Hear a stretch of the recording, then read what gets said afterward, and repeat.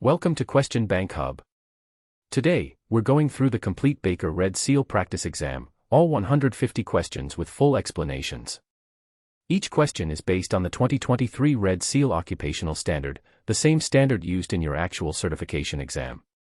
Take your time, pause if you need to think, and let's get started. The Baker Red Seal exam consists of 150 multiple-choice questions organized across 6 major work activities. Questions test 3 cognitive levels: knowledge recall, procedural application, and critical thinking scenarios. You'll have about 4 hours to complete the actual exam. Now, let's dive into the questions. Question 1. According to WHMIS regulations, what document provides detailed information about the hazards and safe handling procedures for chemicals used in a bakery? A. Safety Data Sheet, SDS. B. Cleaning Task List. C. Job Hazard Analysis. D. Equipment Maintenance Log.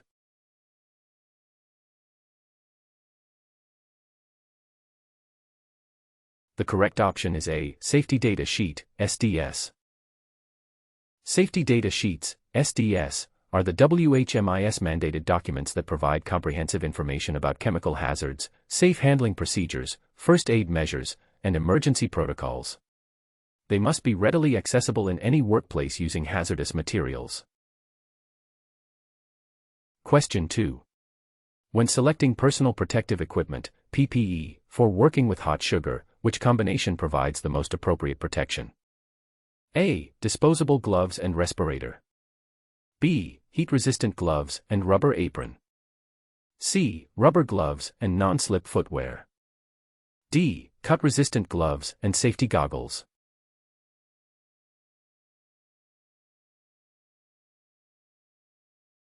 The correct option is B. Heat-resistant gloves and rubber apron. Working with hot sugar requires heat-resistant gloves to protect hands from burns and a rubber apron to protect the body from splashes. Hot sugar can reach temperatures of 150 degrees Celsius or higher, making heat protection the primary concern. Question 3. A baker notices a small cut on their finger during shift. What is the correct procedure according to food safety regulations? A. Apply antiseptic and return to work immediately. B. Wash hands thoroughly and continue working without a bandage. C. Cover the cut with a waterproof bandage and wear a disposable glove over it. D. Continue working if the cut is not bleeding heavily.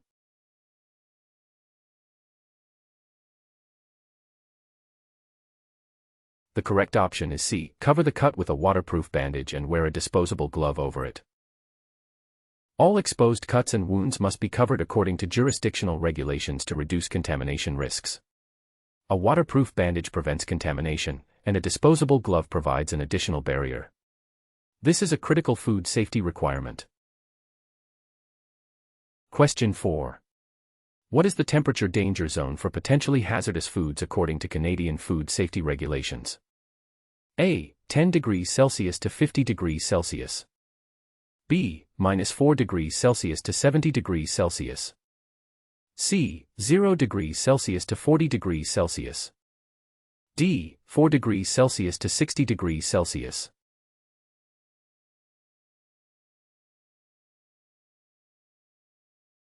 The correct option is D. 4 degrees Celsius to 60 degrees Celsius. The temperature danger zone in Canada is 4 degrees Celsius to 60 degrees Celsius. Within this range, bacteria can multiply rapidly, potentially causing foodborne illness. Foods should spend minimal time in this zone and be stored either below 4 degrees Celsius or held above 60 degrees Celsius. Question 5. When storing raw and finished products in the same refrigerator, what is the correct arrangement to prevent cross-contamination? A. Raw products on bottom shelves, finished products on top shelves. B. Raw and finished products can be stored on the same shelf if covered. C. Finished products on bottom shelves, raw products on top shelves. D. All products should be stored in the same container to save space.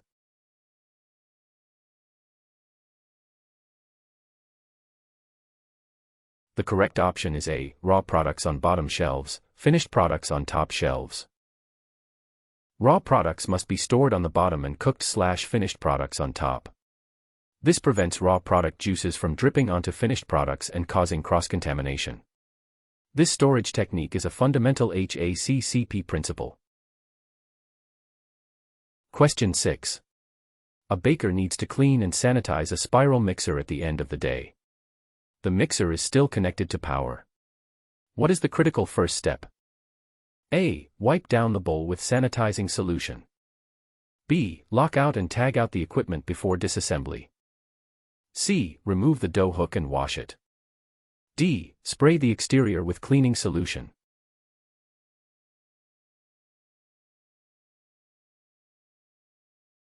The correct option is B. Lock out and tag out the equipment before disassembly. Lock out and tag out must be performed first according to company policies, jurisdictional regulations, and manufacturer's specifications. This prevents accidental startup during cleaning, which could cause serious injury. Safety always takes priority over efficiency. Question 7. Which material is most appropriate for utensils used with non-stick coated pans to prevent surface damage? A. Aluminum. B. Cast iron. C. High heat resistant silicone. D. Stainless steel.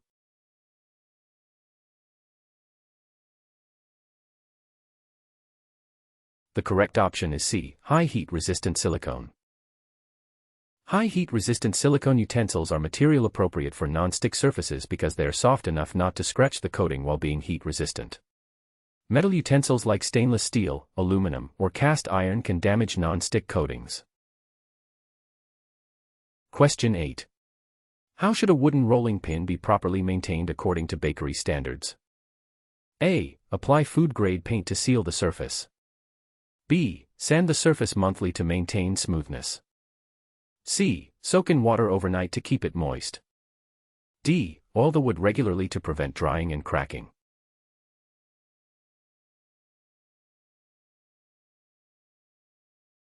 The correct option is D. Oil the wood regularly to prevent drying and cracking. Wooden rolling pins should be oiled regularly to prevent the wood from drying out and cracking. This maintains the integrity of the tool and extends its useful life. Soaking in water would cause warping, and paint could contaminate food products. Question 9. A baker discovers that a commercial mixer is making an unusual grinding noise during operation. What is the correct course of action? A. Lock out the equipment and contact an outside maintenance source. B. Add lubricant to the mixer gears and continue working. C. Disassemble the mixer to identify the source of the noise.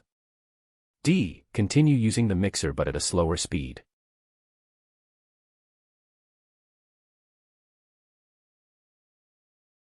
The correct option is A. Lock out the equipment and contact an outside maintenance source. When mechanized equipment requires maintenance or repair beyond routine procedures, it must be locked out and tagged out, and an outside source contacted according to company policies. Attempting repairs without proper training could void warranties and cause further damage or injury. Question 10. When scheduling production for a bakery that makes both yeast breads and pastries, what factor should primarily determine the production sequence? A. Equipment cleaning schedules. B. Fermentation and proofing times required for yeast products. C. Customer preference for fresh products. D. Staff shift start times.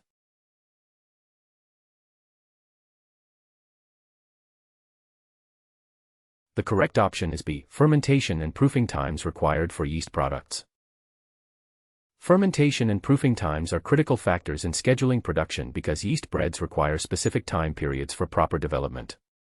Production must be scheduled around these fixed time requirements to ensure products are ready when needed. Question 11.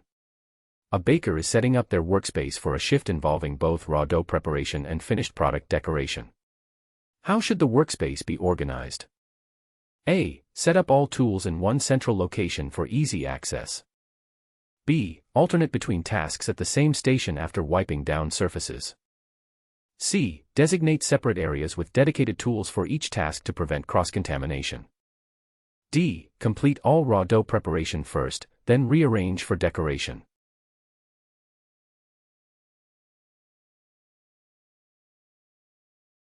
The correct option is C. Designate separate areas with dedicated tools for each task to prevent cross-contamination. The workplace and workspace must be organized according to company policies to prevent cross-contamination. Separate areas with dedicated tools ensure that raw products do not contaminate finished products, maintaining food safety standards. Question 12. A bakery receives a large special order that must be completed alongside regular daily production. What is the most effective approach to workflow management? A. Reduce the quality standards temporarily to increase output speed. B. Double the staff on shift without changing the production schedule. C. Complete the special order first and then resume regular production. D. Analyze total production needs and adjust the schedule to accommodate both while respecting proofing times.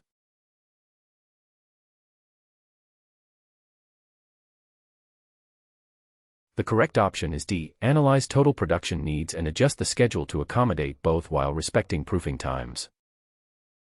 Effective workflow management requires analyzing total production needs and adjusting schedules accordingly. Baked goods require specific timing for fermentation and proofing that cannot be rushed. The schedule must accommodate all products while maintaining quality standards. Question 13. At the end of a shift, what is the proper procedure for securing a bakery workstation?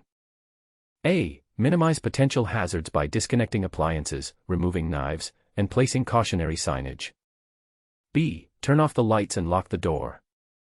C. Wipe down surfaces and leave equipment running. D. Stack all tools on the counter for the next shift.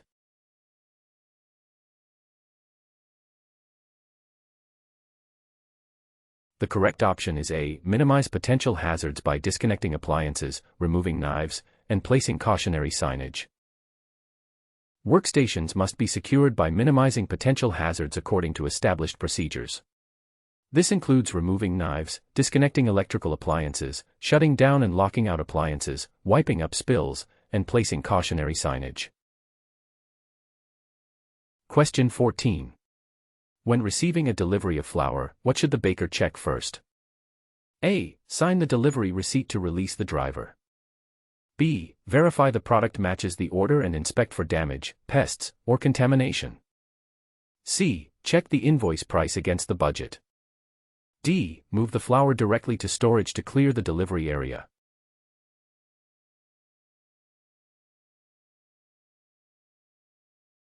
The correct option is B. Verify the product matches the order and inspect for damage, pests, or contamination.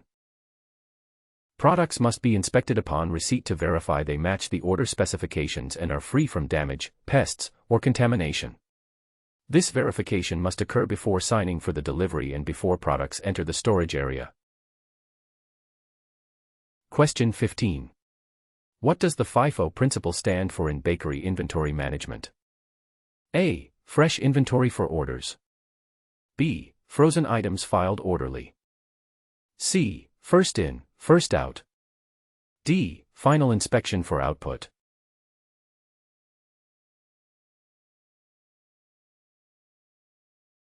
The correct option is C. First in, first out. FIFO, first in, first out, is an inventory management principle where older stock is used before newer stock. This ensures products are used within their shelf life and reduces waste. It is a fundamental practice in food service operations. Question 16. During quality control assessment, a baker notices that several loaves of bread have slightly lower volume than the standard. What should be investigated first? A. Discard all affected loaves immediately. B. Add more flour to the next batch of dough. C. Increase the oven temperature for the next batch. D. Check if the yeast was active and if proofing conditions were appropriate.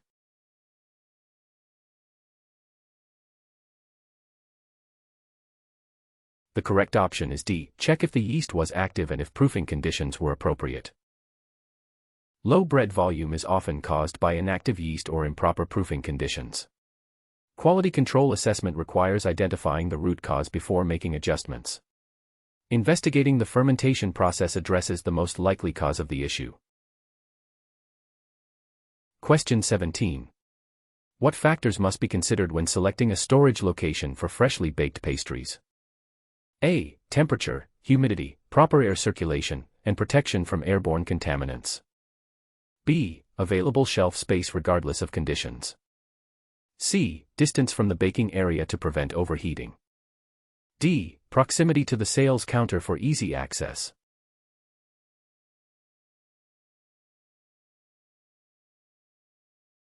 The correct option is A. Temperature, humidity, proper air circulation, and protection from airborne contaminants. Storage area selection must consider ambient conditions including temperature, humidity, airborne contaminants, odors, and light. Proper air circulation and retrieval of product are also important factors. These conditions directly affect product quality and shelf life. Question 18. A formulation calls for 500 grams of flour. If only a measuring cup is available, how should the baker proceed? A. Sift the flour and measure by volume. B. Use a scale if possible, measuring cups are less accurate for dry ingredients by weight. C. Estimate that 500 grams equals approximately 4 cups. D. Pack the flour tightly into the cup for accuracy.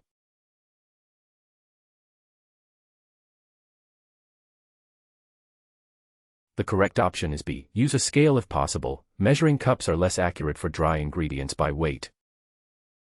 Bakery formulations typically specify ingredients by weight for accuracy. Scales should be used whenever possible because volume measurements of dry ingredients vary based on how the ingredient is packed.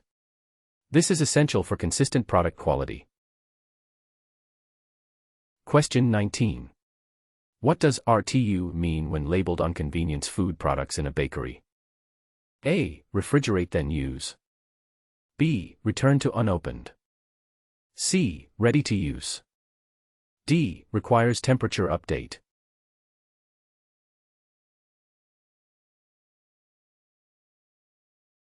The correct option is C. Ready to use. RTU stands for ready to use, indicating that the product can be used directly without additional preparation. Other common convenience food terminology includes ready to bake, proof and bake, and boil in bag. Understanding these terms is essential for proper product handling. Question 20. When scaling a bread formulation from 10 loaves to 25 loaves, what is the most important consideration? A. Add extra yeast to compensate for the larger batch. B. Keep ingredient ratios the same and extend baking time. C. Simply multiply all ingredients by 2.5. D. Apply baker's percentages to calculate ingredient amounts while accounting for mixing time adjustments.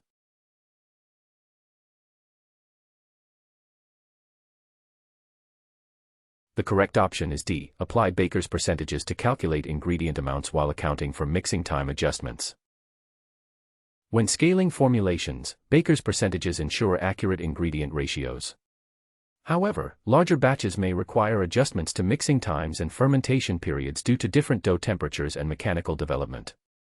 Simply multiplying ingredients may not account for these factors. Question 21. A customer requests a cake for someone with celiac disease. What is the most critical consideration when adapting bakery practices for this order? A. Use dedicated equipment and separate workspace to prevent cross-contact with gluten-containing ingredients. B. Simply substitute gluten-free flour in the standard recipe. C. Bake the cake at a higher temperature to neutralize gluten. D. Reduce the amount of wheat flour used in the recipe.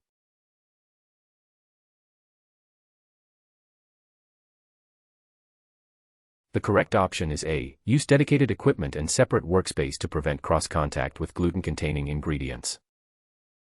For customers with celiac disease, preventing cross-contact with gluten is critical. Even trace amounts can cause serious health reactions. Dedicated equipment and separate workspace must be used, not just ingredient substitution. Gluten cannot be neutralized by heat. Question 22. Which of the following is identified as a priority allergen in Canada that must be declared on food labels? A. Oats. B. Sesame seeds. C. Rice. D. Corn.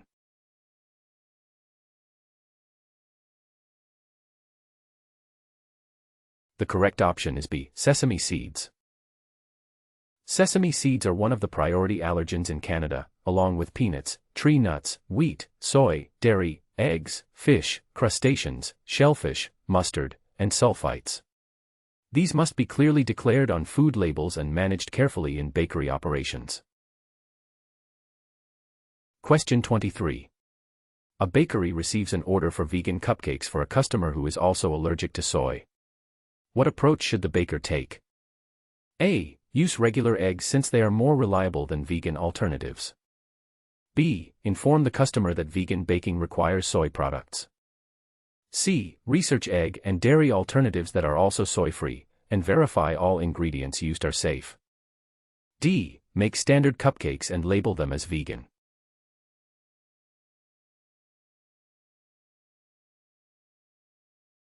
The correct option is C. Research egg and dairy alternatives that are also soy-free, and verify all ingredients used are safe. Meeting dietary requirements requires selecting appropriate ingredients that satisfy all customer needs. Many vegan alternatives contain soy, so the baker must research soy-free options for egg and dairy replacements. All ingredients must be verified to ensure they meet both vegan and allergen-free requirements. Question 24. Which of the following is a type of pre-ferment used in bread making? A. Ganache. B. Marzipan. C. Crème anglaise. D. Pouliche.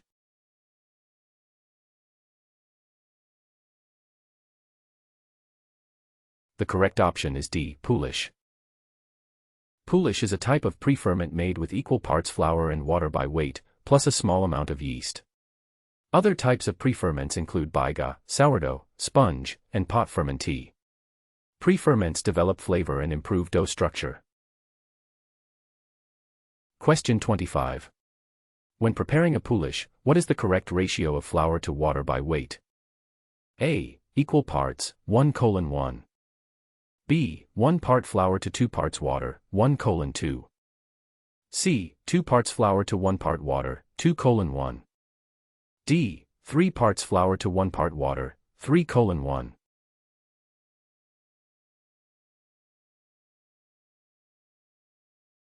The correct option is A. Equal parts, 1:1.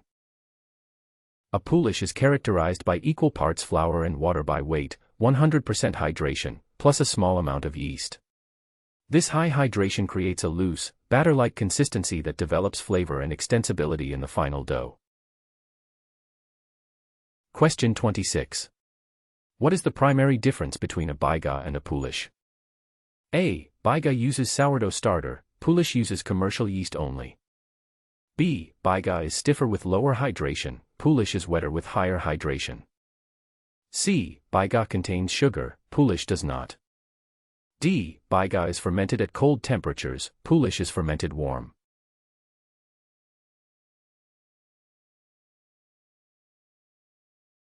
The correct option is B. Baiga is stiffer with lower hydration, pouliche is wetter with higher hydration.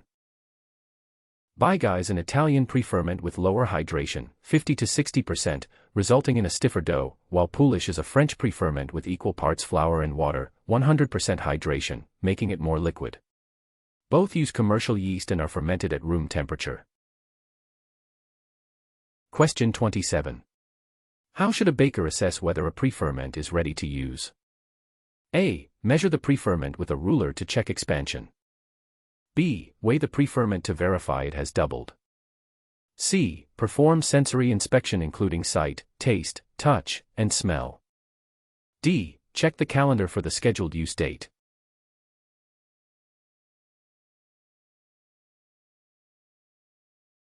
The correct option is C. Perform sensory inspection including sight, taste, touch, and smell.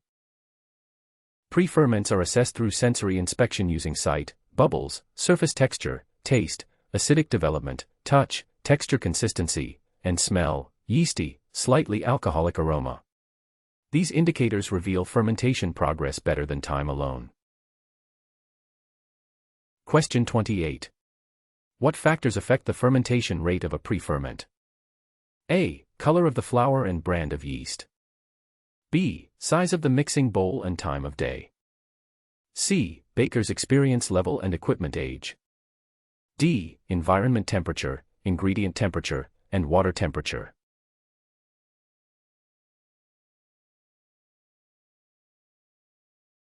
The correct option is D. Environment temperature, ingredient temperature, and water temperature. Fermentation rate is primarily affected by temperature factors, environment temperature, ingredient temperature, water temperature, and machine friction. Warmer temperatures accelerate fermentation while cooler temperatures slow it down. Question 29.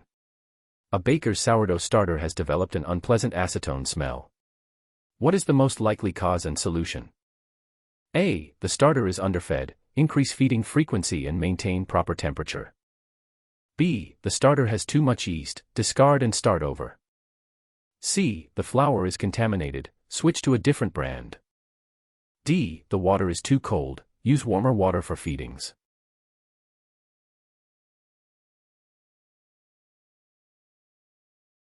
The correct option is A.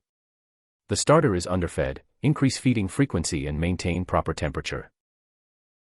An acetone smell in sourdough indicates the starter is stressed from underfeeding, the yeast has consumed available sugars and is producing ketones. The solution is to increase feeding frequency and maintain the starter at appropriate temperature, around 24 to 27 degrees Celsius, for optimal activity. Question 30. What is pot ferment? A. A type of laminated pastry dough. B. A piece of fermented dough saved from a previous batch to use as a pre-ferment. C. A chemical leavening agent used in quick breads. D. A French term for unfermented flour paste.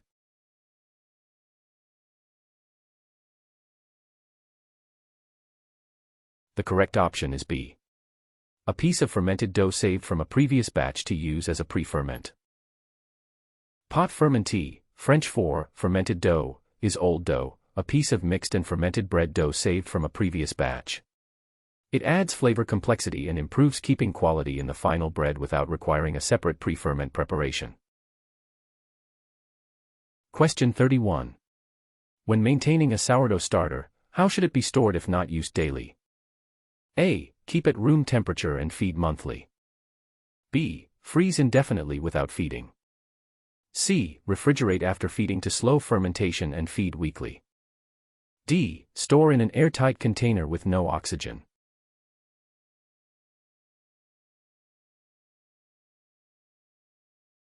The correct option is C. Refrigerate after feeding to slow fermentation and feed weekly. Sourdough starters not used daily should be refrigerated after a fresh feeding. Cold temperatures slow fermentation significantly. Weekly feeding maintains the culture's health. Before use, the starter should be brought to room temperature and refreshed. Question 32. What does RDT stand for in bread making calculations? A. Recommended daily temperature. B. Rapid development time. C. Rising dough test. D. Required dough temperature.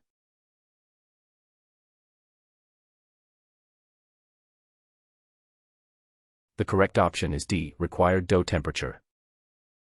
RDT stands for required dough temperature, the optimal temperature the dough should achieve after mixing for proper fermentation. Bakers calculate RDT based on formulation requirements and environmental conditions to achieve consistent results. Question 33. How do bakers control final dough temperature, FDT, when the mixing environment is warmer than ideal? A. Use colder water in the dough formula. B. Add more yeast to speed up fermentation. C. Increase mixing time significantly.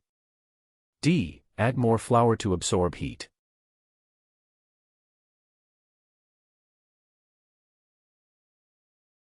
The correct option is A. Use colder water in the dough formula. Water temperature is the primary variable bakers adjust to control final dough temperature. In warm environments, colder water compensates for ambient heat and machine friction. The required water temperature, RWT, is calculated based on the required dough temperature, RDT. Question 34. What is machine friction factor in bread dough production? A. The wear on mixer parts from regular use. B. The heat generated by the mixer that raises dough temperature during mixing. C. The resistance of dough to stretching.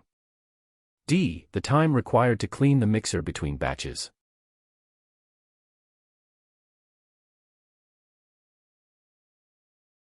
The correct option is B. The heat generated by the mixer that raises dough temperature during mixing. Machine friction factor is the temperature increase caused by the mechanical action of the mixer. Different mixers generate different amounts of friction heat. This factor must be calculated and accounted for when determining the required water temperature. Question 35. What test is performed to determine if gluten in bread dough is properly developed? A. Color test, ensuring the dough is uniformly beige. B. Taste test, checking for proper salt distribution. C. Window pane test, stretching a small piece to see if it forms a translucent membrane. D. Weight test, verifying the dough has gained mass.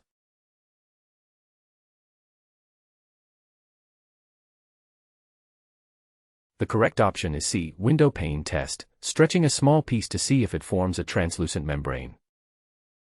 The window pane test, also called window test, involves stretching a small piece of dough thin enough to see light through it without tearing. A properly developed dough forms a translucent membrane, indicating adequate gluten development. Question 36. What is autolyse in bread making? A. The final proofing stage before baking.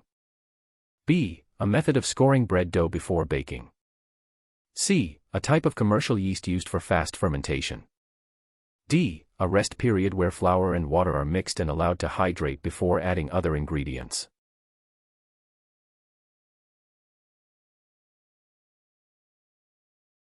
The correct option is D. A rest period where flour and water are mixed and allowed to hydrate before adding other ingredients. Autolyse is a technique where flour and water are mixed and rested, typically 20 to 60 minutes, before adding remaining ingredients. This allows flour to fully hydrate and begins gluten development, resulting in better dough extensibility and reduced mixing time.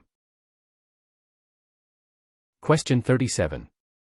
In what order should ingredients typically be added when mixing bread dough using the straight dough method? A. Dry ingredients first, then liquids, with salt and fats added near the end of mixing. B. Fats first to coat the mixer, then dry, then liquids. C. All ingredients added simultaneously. D. Yeast dissolved in all the water first, then dry ingredients.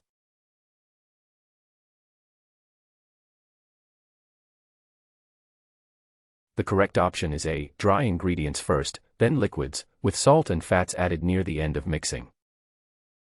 In the straight dough method, dry ingredients are typically combined first, then liquids are added.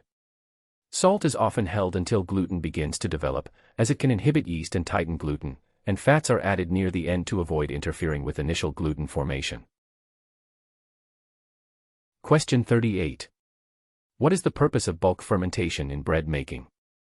A. To reduce the amount of yeast needed in the formula. B. To allow yeast to produce carbon dioxide and develop flavor compounds in the entire dough mass. C. To allow the baker to prepare other products. D. To let the dough cool down after mixing.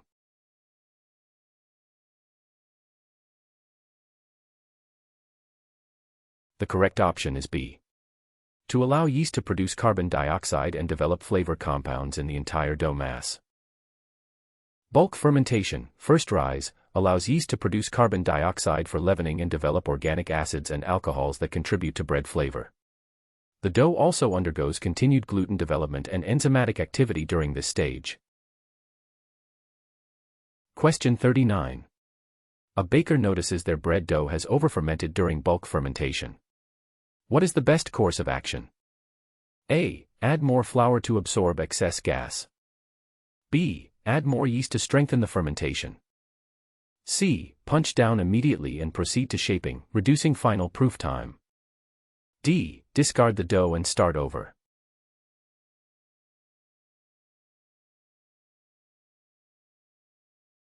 The correct option is C. Punch down immediately and proceed to shaping, reducing final proof time.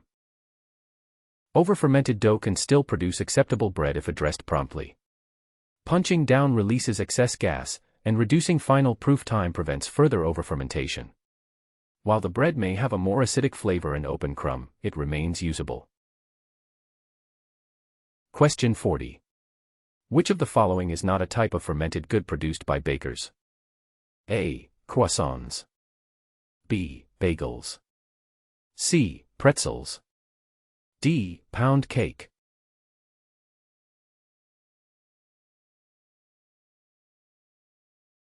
The correct option is D. Pound cake.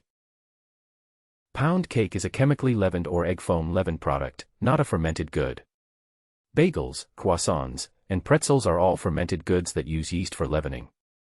Fermented goods rely on yeast fermentation for rise and flavor development. Question 41. What factors determine the appropriate mixing speed and time for bread dough? A. Dough type, flour protein content, and mixer capacity. B. Baker's preference and equipment color.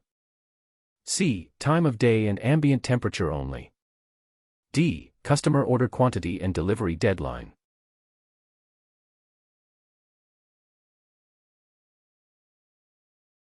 The correct option is A. Dough type, flour protein content, and mixer capacity. Mixing speed and time depend on the type of dough being made, the protein content of the flour, higher protein requires more development, and the mixer's capacity and characteristics. These factors are specified in formulations to achieve proper gluten development. Question 42. What is the purpose of degassing, punching down, bread dough before dividing? A. To make the dough easier to see on the work surface. B. To release excess carbon dioxide and redistribute yeast for even fermentation during proofing. C. To add more air into the dough. D. To increase the dough temperature.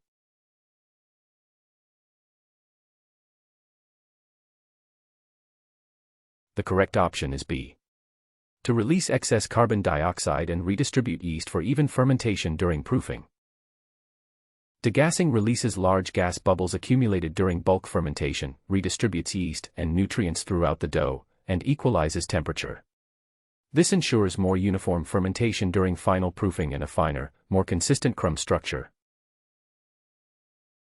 Question 43. When scaling bread dough portions, what should the baker account for? A. The number of bakers on shift. B. Only the price of ingredients used. C. Expected weight loss during baking and desired final product weight. D. The color preferences of customers.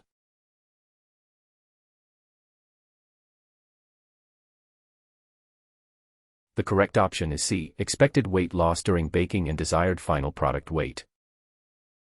When scaling dough, bakers must account for bake-off loss, moisture evaporated during baking, typically 10 to 15%, to ensure the final baked product meets target weight specifications. The scaled dough weight is calculated based on desired finished product weight. Question 44. What is a banneton used for in bread making? A. A type of oven for baking baguettes. B. A tool for scoring bread before baking. C. A measuring device for flour. D. A proofing basket that gives shape and pattern to artisan bread dough.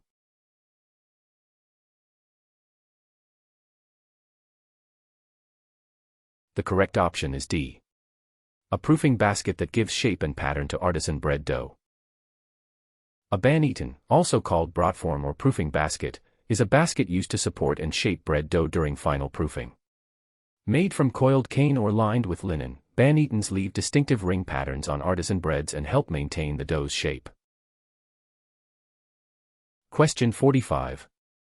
What is the purpose of pre-shaping, rounding, bread dough before final shaping? A. To create surface tension and allow the gluten to relax before final shaping. B. To check the dough temperature. C. To add decorative flour to the surface. D. To measure the dough portions accurately.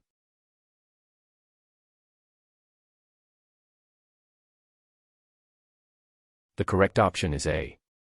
To create surface tension and allow the gluten to relax before final shaping. Pre-shaping creates an initial tension in the dough's surface and organizes the gluten structure. The subsequent bench rest allows the gluten to relax, making the dough more extensible for final shaping without tearing or excessive resistance. Question 46. When shaping baguettes, what is the correct technique for creating proper surface tension? A. Press the dough flat and fold it loosely. B. Roll and stretch the dough while sealing the seam tightly underneath. C. Roll the dough in flour without sealing. D. Stretch the dough as thin as possible.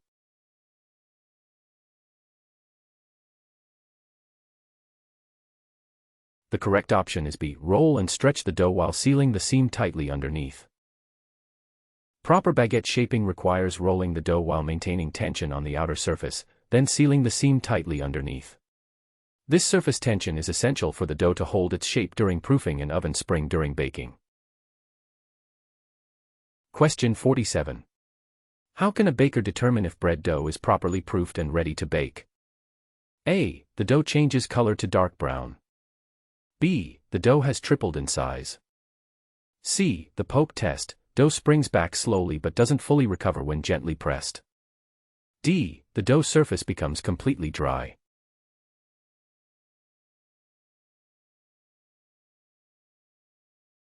The correct option is C. The poke test. Dough springs back slowly but doesn't fully recover when gently pressed. The poke test is a reliable method. Properly proofed dough springs back slowly when gently pressed but doesn't fully recover. Underproofed dough springs back quickly. Overproofed dough doesn't spring back at all. The dough should approximately double in size. Question 48. A baker notices that proofing bread is developing a dry skin on top. What should be done? A. Increase the proofer temperature significantly. B. Spray the dough with oil. C. Remove the dough from the proofer immediately. D. Increase humidity in the proofer or cover the dough to prevent moisture loss.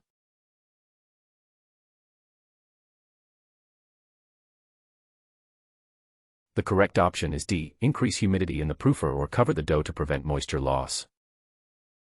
A dry skin forms when moisture evaporates from the dough surface faster than it can be replaced. This prevents proper expansion and causes tearing during baking. Increasing humidity or covering the dough protects the surface while allowing fermentation to continue. Question 49. What is the purpose of applying toppings such as seeds or grains to bread dough before proofing? A. Toppings adhere better to moist dough and become embedded during proofing and baking. B. Toppings are always added after baking. C. Toppings must be added to meet food safety requirements. D. Toppings speed up the fermentation process.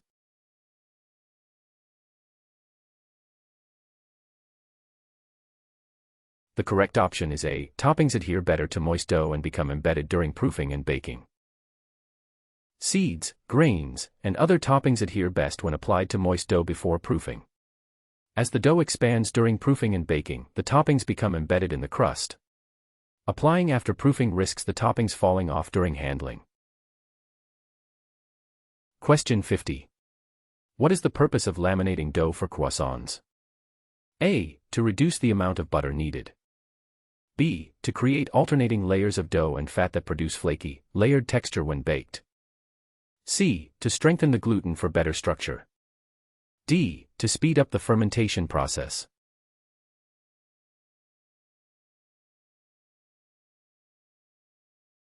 The correct option is B. To create alternating layers of dough and fat that produce flaky, layered texture when baked. Lamination creates distinct alternating layers of dough and fat, butter or other fats. During baking, moisture in the dough creates steam that separates the layers while the fat keeps them distinct, producing the characteristic flaky, layered texture of croissants. Question 51. Why must butter and dough be at similar temperatures when laminating croissant dough? A. To reduce the number of folds required. B. To make the dough sweeter. C. To prevent butter from breaking into pieces or melting into the dough layers. D. To speed up the lamination process.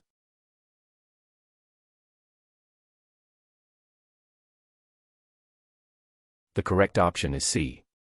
To prevent butter from breaking into pieces or melting into the dough layers. Butter and dough must have similar plasticity, achieved at similar temperatures, typically 15 to 18 degrees Celsius. If butter is too cold, it breaks into pieces. If too warm, it melts into the dough. Either scenario ruins the distinct layer separation essential for flaky pastry. Question 52. What is a book fold in laminated dough production? A. A technique for storing dough overnight. B. A method of scoring the dough surface. C. The final shaping step for croissants. D. A folding method where both ends are folded to the center, then folded in half.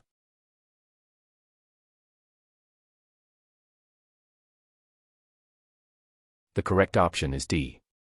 A folding method where both ends are folded to the center, then folded in half. A book fold, also called double fold or wallet fold, involves folding both ends of the dough to meet in the center, then folding the dough in half like closing a book. This creates 4 layers per fold, quickly multiplying total layer count in laminated dough. Question 53. Why is it necessary to rest laminated dough in the refrigerator between folds? A. To relax the gluten and re-chill the butter to maintain layer separation. B. To make the dough easier to see. C. To allow yeast to multiply faster. D. To add moisture to the dough.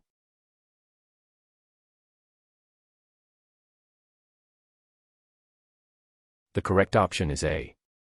To relax the gluten and re-chill the butter to maintain layer separation. Resting between folds serves 2 purposes. It allows the gluten to relax, reducing resistance to rolling, and re-chills the butter to the proper temperature. Without resting, the gluten becomes too tight to roll and the butter warms up and melts into the dough. Question 54. What is the correct method for cutting croissant triangles from laminated dough? A. Tear the dough by hand for a rustic appearance. B. Use a sharp knife or pizza cutter in clean cuts without dragging to preserve layer structure. C. Use scissors to cut through the layers. D. Fold the dough and cut multiple pieces at once.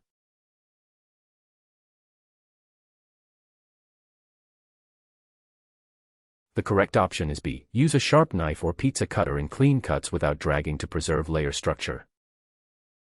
Laminated dough must be cut with sharp implements in clean, decisive cuts. Dull knives or dragging motions compress and seal the layers, preventing proper separation during baking. Each cut should go through cleanly without pressing the layers together. Question 55. A baker notices that their croissants are not rising properly and have a dense texture after baking. What is the most likely cause? A. Too much yeast was used in the formula. B. The croissants were baked at too high a temperature. C. The butter melted into the dough during lamination, eliminating distinct layers.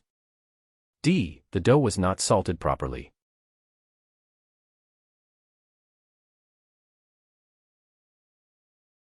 The correct option is C.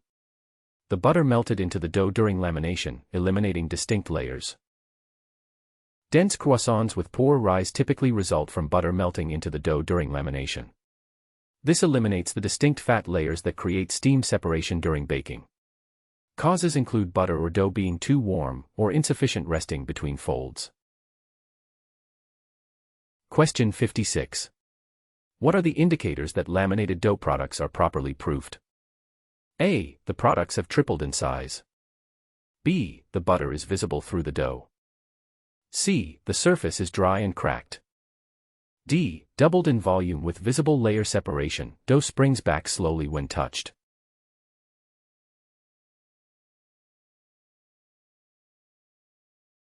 The correct option is D. Doubled in volume with visible layer separation, dough springs back slowly when touched. Properly proofed laminated products have approximately doubled in volume, show visible layer separation, jiggle test reveals distinct layers, and spring back slowly when touched. Overproofing causes butter to melt and layers to collapse. Underproofing results in dense products. Question 57. What is the ideal proofing temperature range for laminated yeast doughs like croissants? A. 24 to 27 degrees Celsius, 75 to 80 degrees Fahrenheit, warm enough for yeast but cool enough to prevent butter melting. B. 35 to 40 degrees Celsius, 95 to 104 degrees Fahrenheit, same as regular bread. C. 50 to 55 degrees Celsius, 122 to 131 degrees Fahrenheit, warm proofing. D. 4 to 7 degrees Celsius, 39 to 45 degrees Fahrenheit, refrigerator temperature.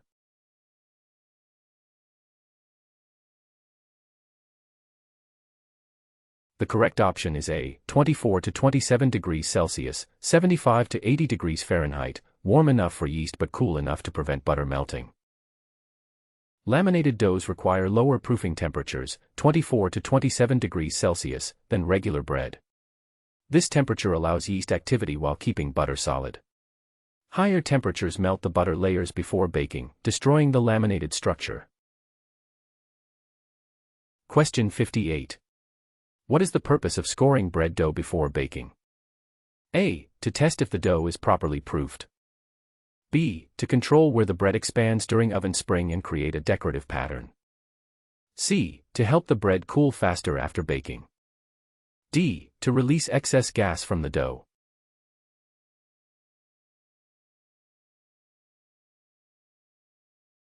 The correct option is B. To control where the bread expands during oven spring and create a decorative pattern.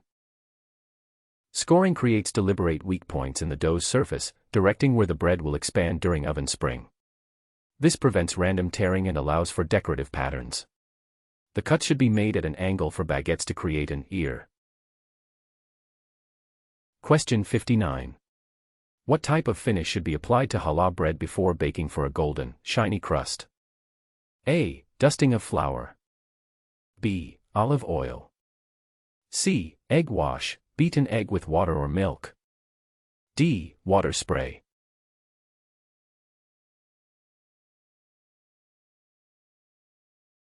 The correct option is C. Egg wash, beaten egg with water or milk.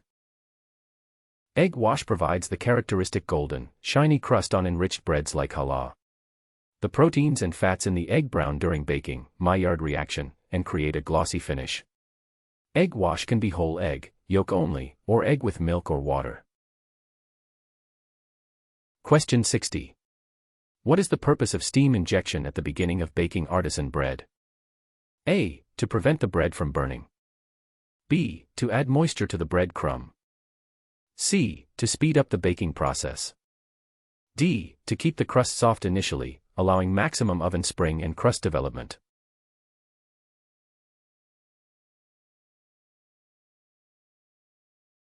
The correct option is D. To keep the crust soft initially, allowing maximum oven spring and crust development. Steam injection keeps the crust moist and flexible during the initial baking phase, allowing the dough to expand fully, oven spring. The moisture also gelatinizes surface starches, which then caramelize to create a shiny, crisp crust as moisture evaporates. Question 61. What is the minimum safe internal temperature for fully baked bread? A. Approximately 93 to 96 degrees Celsius, 200 to 205 degrees Fahrenheit. B. Approximately 60 to 65 degrees Celsius, 140 to 149 degrees Fahrenheit. C. Approximately 110 degrees Celsius. D. Approximately 74 degrees Celsius.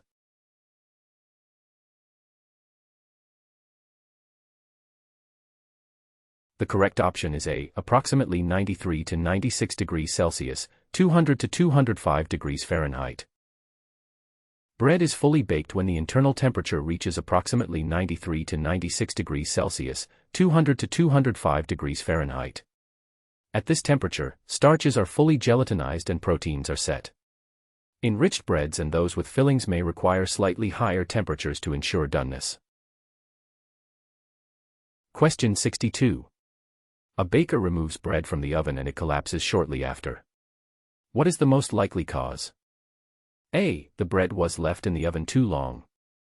B. The bread was underbaked and the internal structure hadn't set completely. C. The bread was overproofed before baking. D. The oven temperature was too high.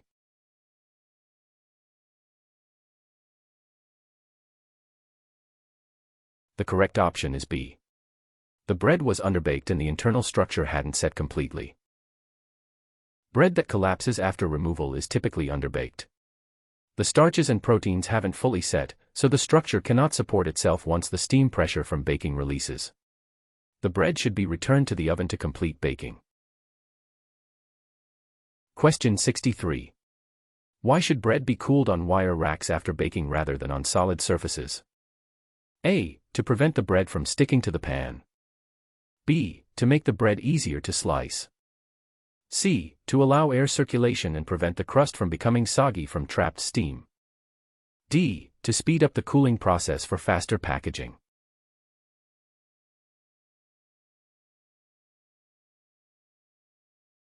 The correct option is C.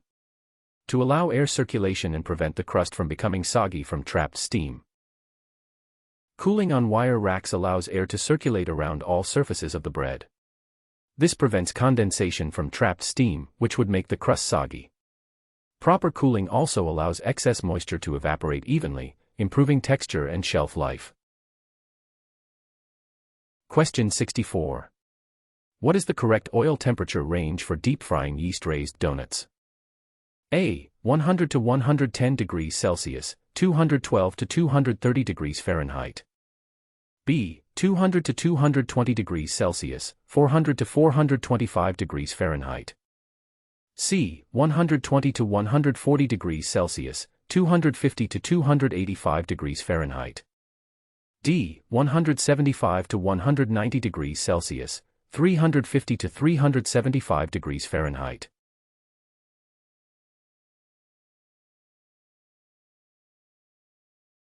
The correct option is D. 175 to 190 degrees Celsius, 350 to 375 degrees Fahrenheit. Yeast donuts are best fried at 175 to 190 degrees Celsius, 350 to 375 degrees Fahrenheit. This temperature allows the interior to cook through while developing a golden exterior. Too low and the donuts absorb excess oil, too high and the outside burns before the inside cooks. Question 65.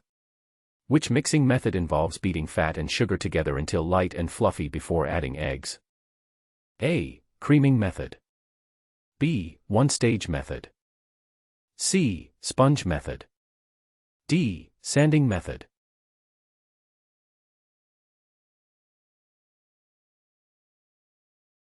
The correct option is A. Creaming method. The creaming method involves beating fat and sugar together until light and fluffy, which incorporates air into the mixture. Eggs are then added gradually, followed by dry ingredients. This method is commonly used for butter cookies and shortbreads. Question 66. When using the one-stage mixing method for cookies, what is the correct procedure? A. Rub fat into flour, then add liquids. B. Combine all ingredients at once and mix to desired consistency. C. Whip eggs and sugar, then fold in dry ingredients. D. Cream fat and sugar first, then add remaining ingredients.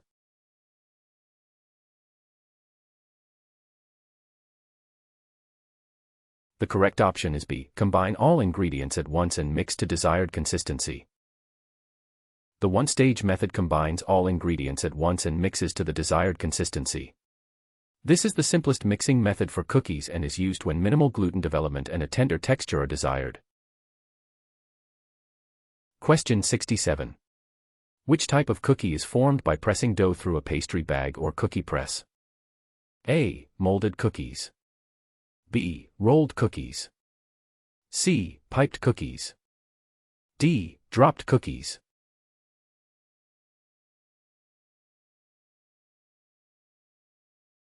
The correct option is C. Piped cookies. Piped cookies are formed by pressing dough through a pastry bag fitted with various tips or through a cookie press. Spritz cookies and ladyfingers are examples of piped cookies. The dough must be soft enough to pipe but firm enough to hold its shape. Question 68. What is the correct procedure for preparing icebox cookies? A. Press dough into molds and turn out onto sheets. B. Roll dough flat, cut with cutters, and bake.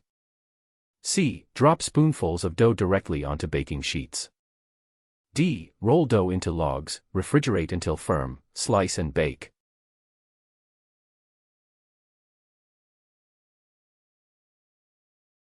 The correct option is D. Roll dough into logs, refrigerate until firm, slice and bake. Icebox, refrigerator, cookies are prepared by rolling the dough into logs, wrapping tightly, and refrigerating until firm. The chilled logs are then sliced into uniform rounds and baked. This method allows for make-ahead preparation and consistent sizing. Question 69. When preparing Florentine cookies, what is the critical step after baking? A. Allow to cool slightly before removing, as they are very fragile when hot. B. Transfer immediately to cooling racks while still hot. C. Cut into portions while still soft and warm. D. Flip cookies upside down while still in the pan.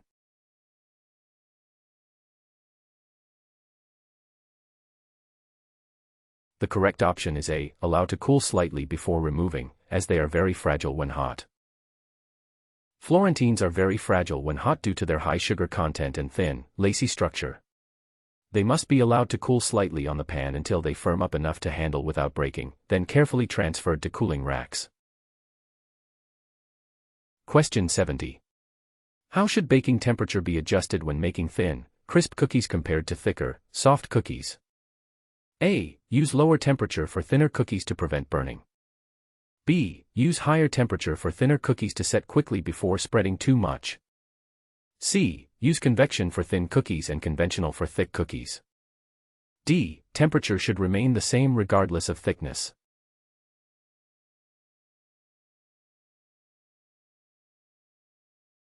The correct option is B. Use higher temperature for thinner cookies to set quickly before spreading too much. Thin cookies require higher baking temperatures to set quickly before they spread too much. The higher heat causes rapid moisture evaporation and setting of the structure. Thicker, softer cookies use lower temperatures for more even baking without overbrowning the edges. Question 71. A baker notices that their sugar cookies are spreading too much during baking. What is the most likely cause and solution?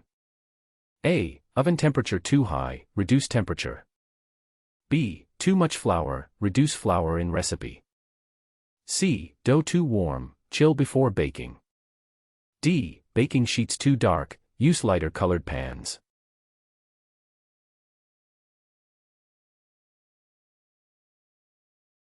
The correct option is C. Dough too warm, chill before baking.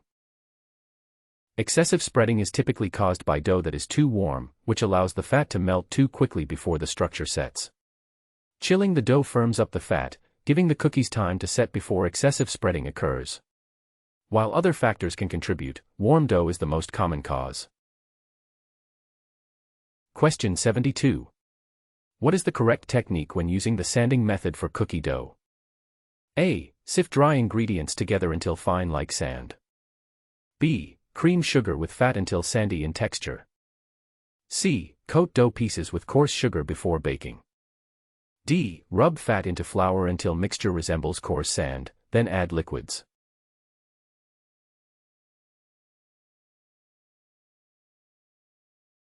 The correct option is D. Rub fat into flour until mixture resembles coarse sand, then add liquids. The sanding method, also called biscuit method, involves rubbing cold fat into flour until the mixture resembles coarse sand or cornmeal.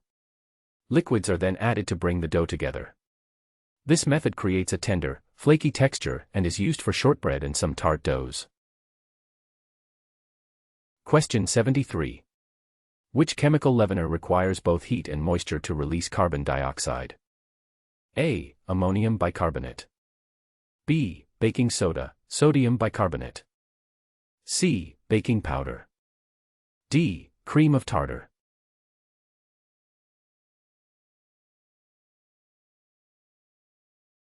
The correct option is A. Ammonium bicarbonate. Ammonium bicarbonate, baker's ammonia, requires both heat and moisture to decompose and release carbon dioxide, ammonia gas, and water. It is used in flat, dry products like crackers where the ammonia can fully escape. It cannot be used in moist products as the ammonia smell would remain. Question 74. When using the muffin method for quick breads, what is the correct mixing procedure? A. Cream butter and sugar, add eggs, then alternate adding dry and wet ingredients. B. Combine dry ingredients separately, combine wet ingredients, then mix together just until moistened. C. Rub fat into flour, then add liquids all at once. D. Whip eggs with sugar until thick, fold in dry ingredients, then add melted butter.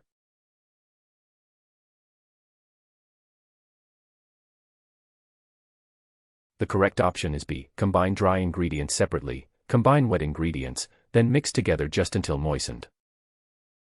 The muffin method involves combining all dry ingredients in one bowl, all wet ingredients in another, then mixing the two together just until moistened. Overmixing develops gluten and creates tough, tunneled products.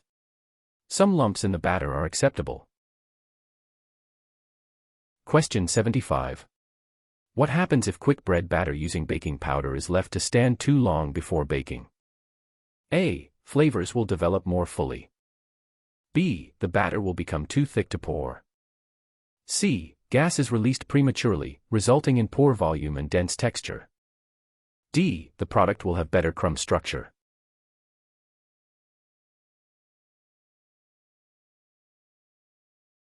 The correct option is C. Gas is released prematurely, resulting in poor volume and dense texture. Baking powder begins releasing carbon dioxide gas as soon as it contacts liquid. If the batter sits too long, much of this gas escapes before baking, resulting in poor volume, dense texture, and potentially flat or sunken products. Quick breads should be baked promptly after mixing. Question 76. Which quick bread product traditionally uses a cutting technique to create flaky layers? A. Pancakes. B. Quick bread loaves. C. Muffins. D. Scones.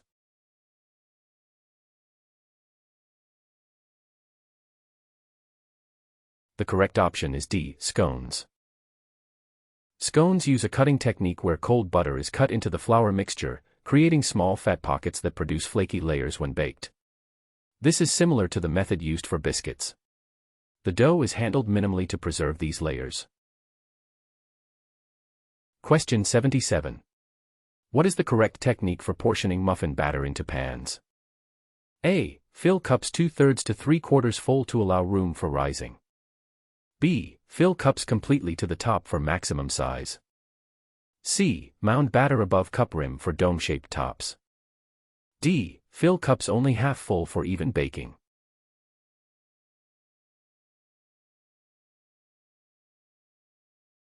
The correct option is A. Fill cups 2/3 to 3/4 full to allow room for rising.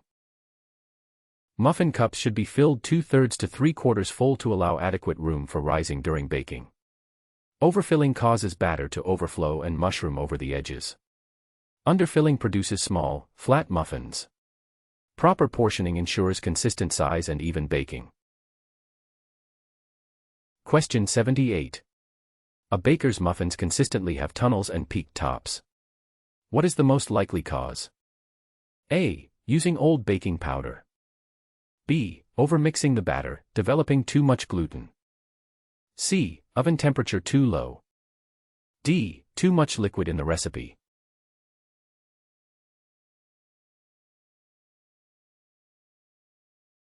The correct option is B. Overmixing the batter, developing too much gluten.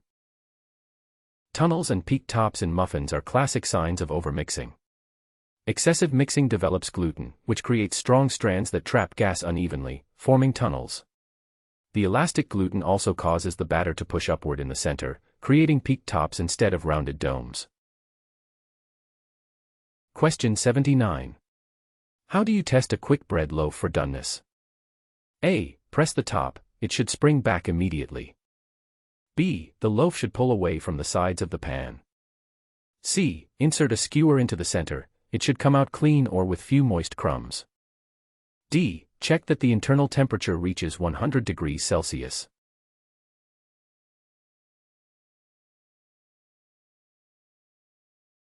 The correct option is C. Insert a skewer into the center, it should come out clean or with few moist crumbs. The most reliable test for quick bread doneness is inserting a skewer or toothpick into the center. It should come out clean or with just a few moist crumbs attached. Wet batter on the skewer indicates the bread needs more baking time. The top should also be golden brown and the loaf should feel set. Question 80. What type of pastry dough is pâte brisée? A. Choux paste for cream puffs. B. Sweet short dough with high sugar content. C. Puff pastry with laminated layers. D. Flaky pie dough with minimal sugar.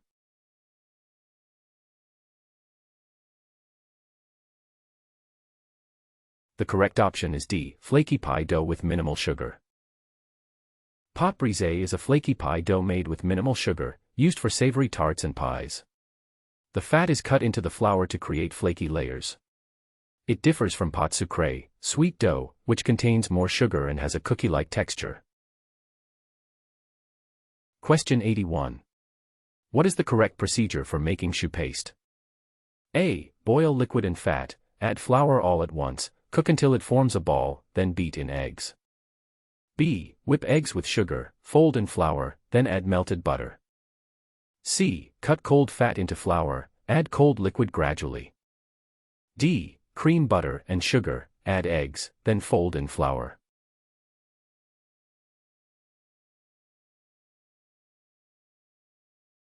The correct option is A. Boil liquid and fat, add flour all at once, cook until it forms a ball, then beat in eggs. Choux paste is made by boiling liquid, water or milk, with fat, butter, adding all the flour at once while stirring vigorously, and cooking until the mixture forms a ball and pulls away from the pan. After cooling slightly, eggs are beaten in one at a time until the paste reaches the proper consistency. Question 82. When making pâte sucrée using the creaming method, what is the correct order of ingredient addition? A. Whip eggs and sugar, add melted butter, then flour. B. Cream butter and sugar, add eggs, then add flour. C. Combine all ingredients at once and mix. D. Mix flour and butter, add sugar, then eggs.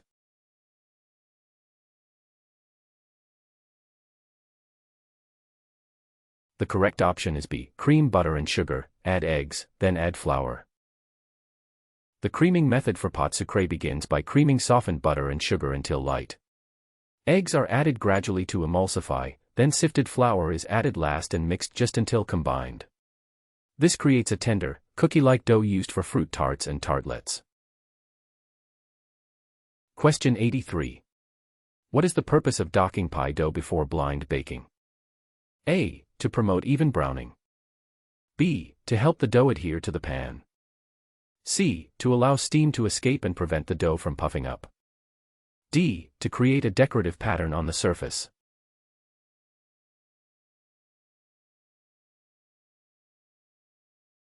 The correct option is C. To allow steam to escape and prevent the dough from puffing up. Docking, pricking with a fork or docker, creates small holes in the pastry that allow steam to escape during blind baking. Without docking, steam would be trapped between the dough and pan, causing the pastry to puff up and lose its shape. Pie weights are also used for this purpose. Question 84. What is the correct procedure for blind baking a tart shell? A. Fill with intended filling and bake together. B. Dock heavily and bake at low temperature without weights. C. Bake empty shell at high temperature until fully browned. D. Line with parchment, fill with pie weights, bake until set, remove weights and continue baking until golden.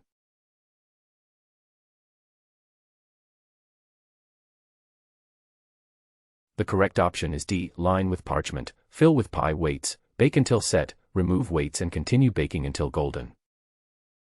Blind baking involves lining the raw pastry shell with parchment paper and filling with pie weights, dried beans, rice, or ceramic weights, to prevent puffing and shrinking. After the edges are set, the weights are removed and baking continues until the bottom is golden.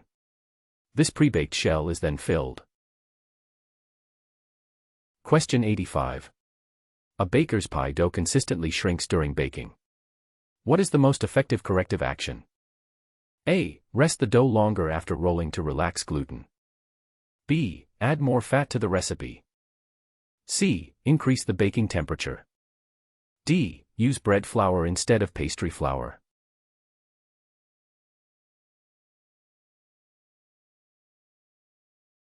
The correct option is A. Rest the dough longer after rolling to relax gluten. Shrinkage is caused by gluten that has been activated during mixing and rolling. Resting the shaped dough in the refrigerator before baking allows the gluten to relax, preventing it from contracting in the oven's heat. A minimum 30-minute rest is recommended after lining the pan. Question 86. What causes choux paste to puff and become hollow during baking? A. Baking powder releases gas as it heats. B. Steam from the high moisture content creates pressure that expands the dough. C. Yeast fermentation produces carbon dioxide. D. Air incorporated during mixing expands in the oven.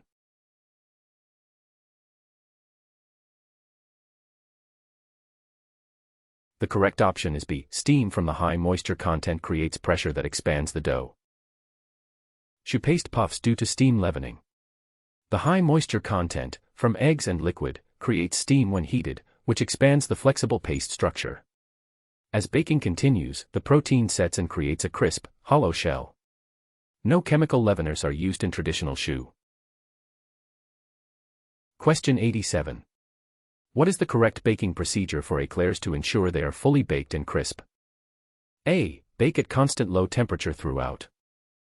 B. Start at low temperature, increase at the end for browning. C. Start at high temperature to maximize puff, then reduce to dry out the shells. D. Bake at high temperature throughout for rapid expansion.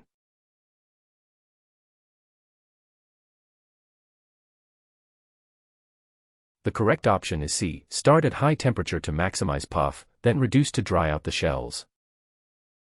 Éclairs, and other choux products, are baked starting at a high temperature, 200 to 220 degrees Celsius, to create maximum steam and puffing.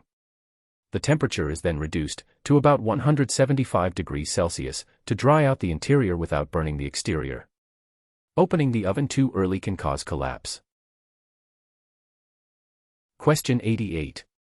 Which cake mixing method creates a fine, tender crumb by coating flour particles with fat before adding liquid? A. Creaming method. B. One-stage method. C. Sponge method. D. Two-stage method, high ratio method.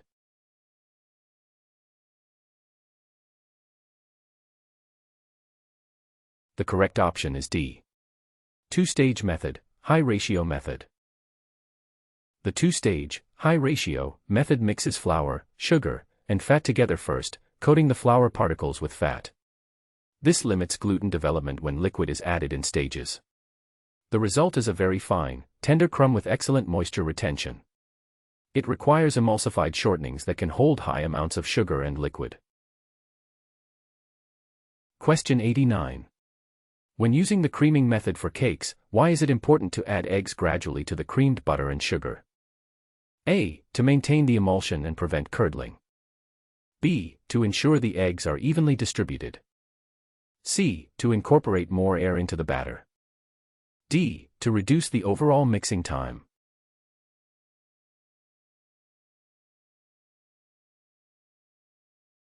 The correct option is A. To maintain the emulsion and prevent curdling. Adding eggs gradually to creamed butter and sugar maintains the emulsion. If eggs are added too quickly, the cold liquid can cause the fat to solidify and the mixture to curdle or break. Gradual addition allows each portion to be fully incorporated before adding more, resulting in a stable, smooth batter. Question 90. What distinguishes Genoise from other sponge cakes? A. It contains baking powder for additional lift. B. Whole eggs are warmed and whipped with sugar, no chemical leaveners used. C. Butter is creamed with sugar before adding eggs. D. Egg whites and yolks are whipped separately.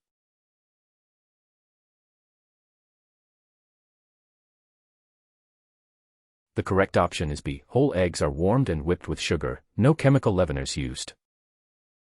Genoise is a European sponge cake where whole eggs are warmed with sugar over a water bath, then whipped to full volume. The warmth helps dissolve the sugar and allows the eggs to reach maximum volume. No chemical leaveners are used, all rise comes from the whipped eggs. Melted butter is folded in at the end. Question 91. What is the correct technique for folding flour into whipped eggs for a sponge cake? A. Add all flour at once and fold quickly.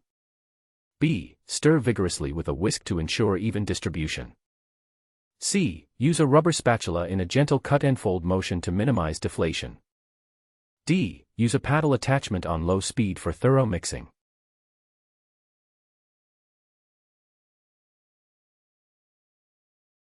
The correct option is C. Use a rubber spatula in a gentle cut and fold motion to minimize deflation.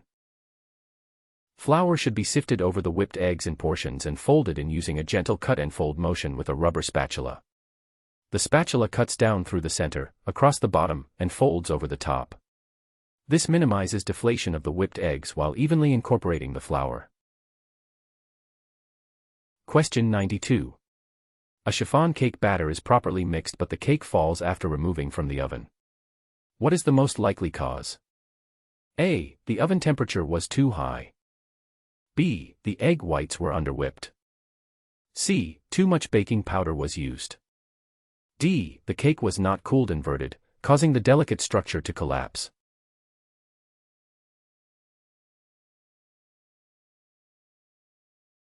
The correct option is D. The cake was not cooled inverted, causing the delicate structure to collapse. Chiffon cakes, and angel food cakes, must be cooled inverted in the pan to prevent collapse. The delicate foam structure cannot support its own weight while warm. Inverting allows the cake to hang from the pan edges while the structure sets. Removing from the pan too soon or cooling right side up causes collapse. Question 93. How should cake pans be prepared for a butter cake using the creaming method?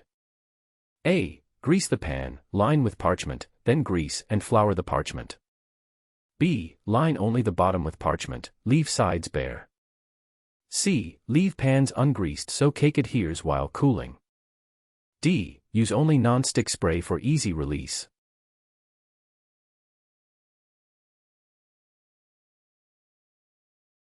The correct option is A. Grease the pan, line with parchment, then grease and flour the parchment. Butter cakes using the creaming method should have pans that are greased, lined with parchment on the bottom, then the parchment greased and floured. This ensures complete release without sticking. The flour coating helps the batter climb the sides for even rising. Sponge cakes have different requirements. Question 94. What is the recommended fill level for cake pans? A. 1/3 full for delicate cakes.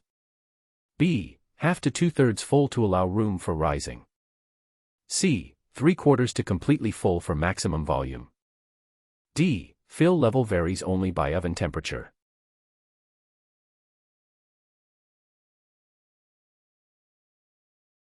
The correct option is B. 1/2 to 2/3 full to allow room for rising.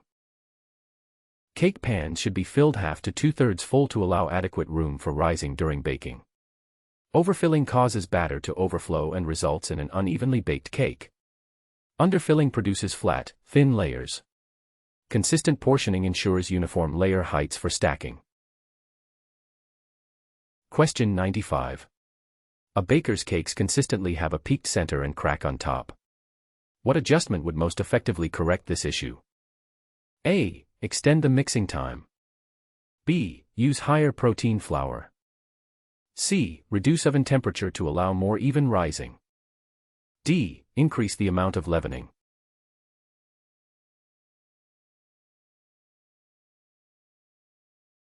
The correct option is C. Reduce oven temperature to allow more even rising.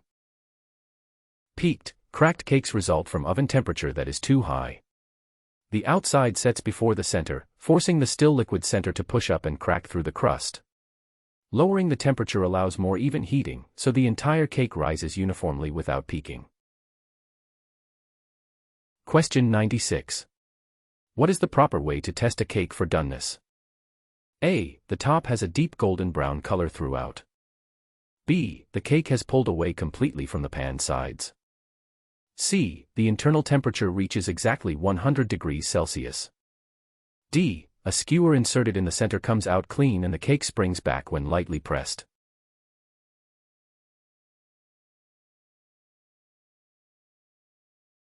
The correct option is D. A skewer inserted in the center comes out clean and the cake springs back when lightly pressed. A cake is done when a skewer or toothpick inserted in the center comes out clean, or with few moist crumbs, and the top springs back when lightly pressed. The cake should also be golden brown and may begin to pull away from the sides. These combined tests ensure the cake is fully baked but not overbaked. Question 97. A Genoise cake has good flavor but is dense and did not rise properly. The baker followed the recipe exactly. What is the most likely cause? A. The eggs were not whipped to sufficient volume or the batter was deflated during folding. B. The oven temperature was too high. C. Too much butter was added. D. The sugar was not fully dissolved.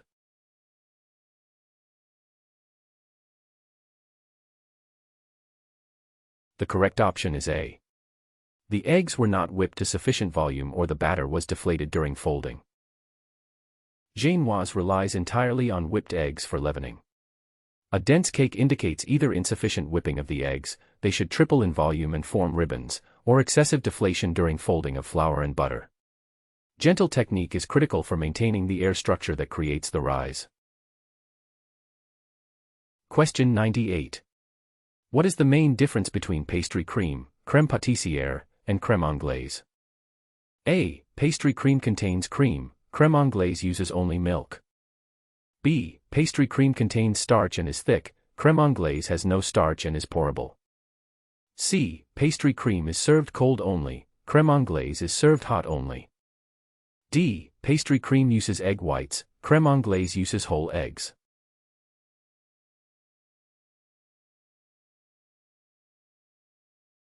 The correct option is B. Pastry cream contains starch and is thick, crème anglaise has no starch and is pourable. The key difference is that pastry cream, crème pâtissière, contains starch, flour or cornstarch, which thickens it for use as a filling.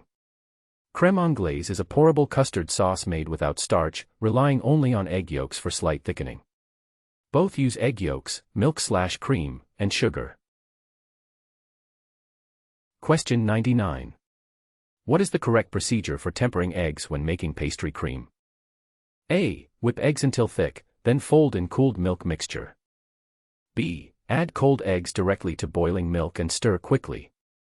C. Gradually add hot milk mixture to eggs while whisking constantly, then return to heat. D. Heat eggs in a double boiler before adding to milk.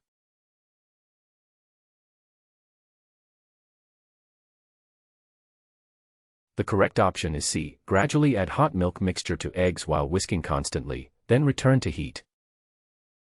Tempering involves gradually adding the hot milk mixture to the beaten egg yolks while whisking constantly. This slowly raises the egg temperature without scrambling them. The tempered mixture is then returned to the heat to complete cooking. Adding eggs directly to boiling liquid would cause curdling. Question 100. When cooking pastry cream, how do you know it has reached the proper consistency? A. It reaches exactly 85 degrees Celsius as measured by thermometer. B. It forms soft peaks when lifted with a whisk. C. It changes from white to golden yellow color. D. It thickens significantly, comes to a boil, and coats the back of a spoon heavily.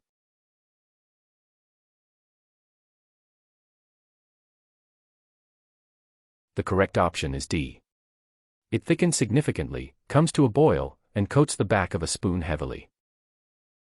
Pastry cream is properly cooked when it thickens significantly, comes to a boil, the starch needs to reach boiling temperature to fully gelatinize, and coats the back of a spoon heavily. Unlike crème anglaise, pastry cream must boil to activate the starch. It should hold its shape when cooled.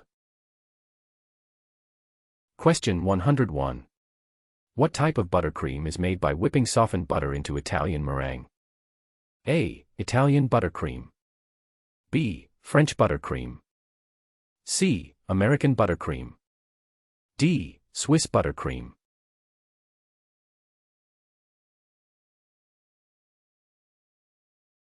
The correct option is A. Italian buttercream. Italian buttercream is made by adding a hot sugar syrup to whipping egg whites, creating Italian meringue, then whipping in softened butter once cooled. French buttercream uses egg yolks instead of whites. Swiss buttercream heats whites and sugar together before whipping. American buttercream is simply butter beaten with powdered sugar. Question 102. What is the correct procedure for cooling and storing pastry cream? A. Transfer to deep container uncovered to allow steam to escape. B. Pour into shallow pan, cover surface directly with plastic wrap, refrigerate quickly. C. Leave in pot at room temperature until completely cooled, then refrigerate. D. Add cold cream to cool rapidly, then transfer to storage container.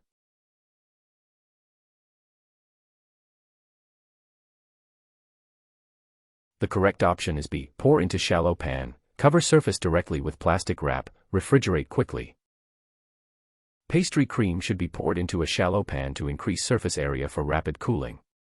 Plastic wrap pressed directly onto the surface prevents a skin from forming. Quick refrigeration is essential for food safety as custards are high risk for bacterial growth. Deep containers cool too slowly. Question 103. A baker's Italian buttercream looks curdled after adding the butter. What should they do? A. Add more sugar to bind the mixture. B. Discard and start over as the meringue was overheated. C. Continue beating, it will come together as the temperature equalizes.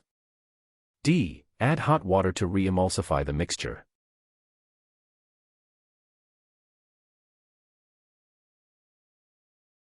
The correct option is C. Continue beating, it will come together as the temperature equalizes. Italian buttercream often appears curdled or broken during the butter addition stage, especially if the meringue is too warm or the butter too cold. Continued beating allows the temperature to equalize and the mixture to emulsify properly. This is normal and not a sign of failure. Patience and continued beating will result in smooth buttercream. Question 104. What is the maximum safe holding temperature for hot savory fillings? A. Above 54 degrees Celsius. B. Above 74 degrees Celsius. C. Above 40 degrees Celsius. D. Above 60 degrees Celsius.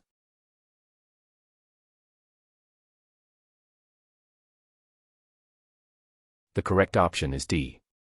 Above 60 degrees Celsius.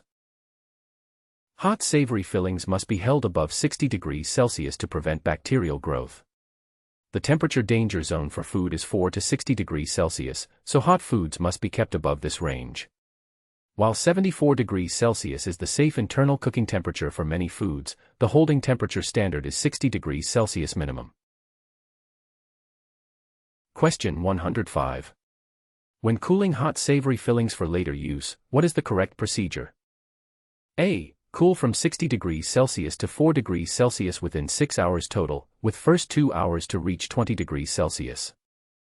B. Leave at room temperature until completely cold, then refrigerate. C. Place directly in freezer to cool as quickly as possible. D. Cool to room temperature within 4 hours, refrigerate within 8 hours.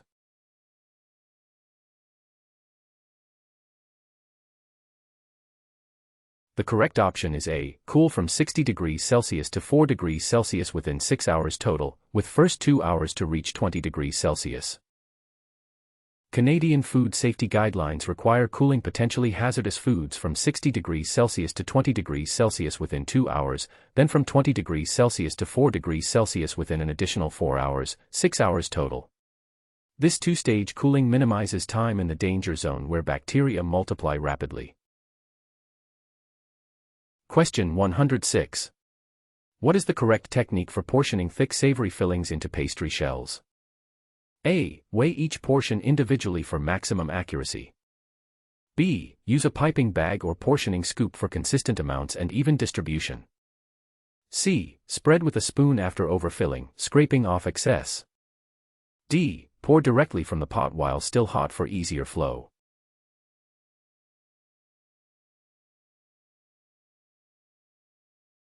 The correct option is B. Use a piping bag or portioning scoop for consistent amounts and even distribution.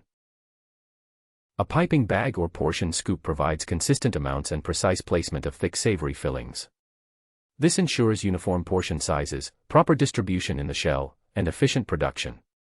Pouring from a pot is imprecise, and individually weighing is too time-consuming for production. Question 107. What is the primary purpose of an apricot glaze, nappage, in pastry work? A. To help decorations adhere to cake surfaces. B. To add sweetness and apricot flavor to products. C. To seal the surface, add shine, and protect fruit from drying. D. To prevent moisture migration into pastry dough.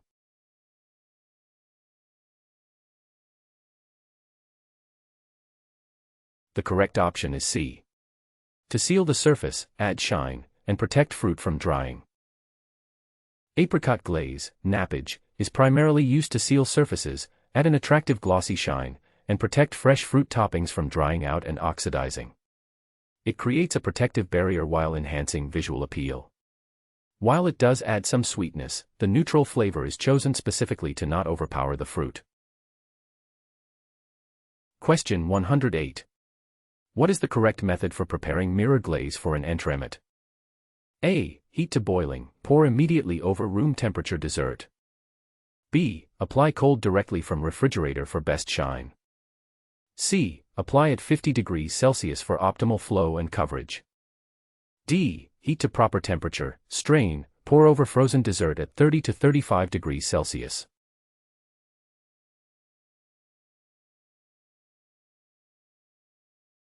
The correct option is D. Heat to proper temperature, strain, pour over frozen dessert at 30 to 35 degrees Celsius. Mirror glaze must be heated and strained to remove air bubbles, then cooled to 30 to 35 degrees Celsius before pouring over a frozen dessert. This temperature allows the glaze to flow smoothly and self-level while the frozen surface causes it to set quickly with a perfect mirror finish. Too hot causes runs, too cold causes uneven coverage. Question 109. When making chocolate decorations by spreading tempered chocolate on acetate, when should they be shaped? A. When partially set but still flexible, before completely hardening. B. Immediately after spreading while still fully liquid. C. After refrigerating until firm. D. After completely set and hardened at room temperature.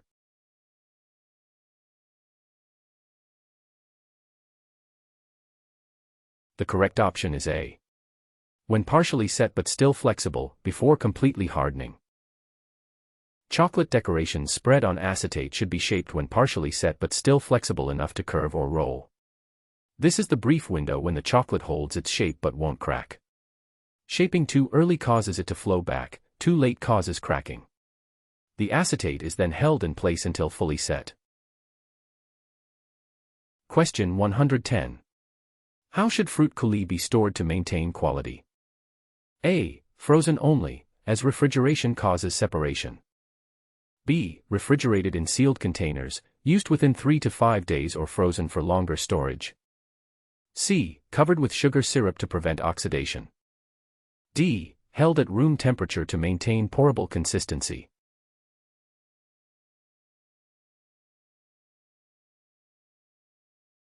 The correct option is B. Refrigerated in sealed containers, used within 3 to 5 days or frozen for longer storage.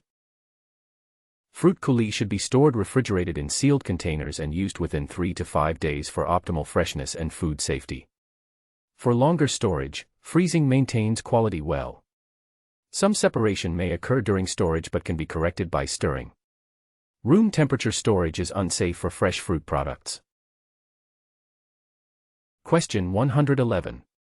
What is the term for sealing the edges of filled pastries by pressing with a fork or crimping tool? A. Docking. B. Scoring. C. Crimping. D. Laminating.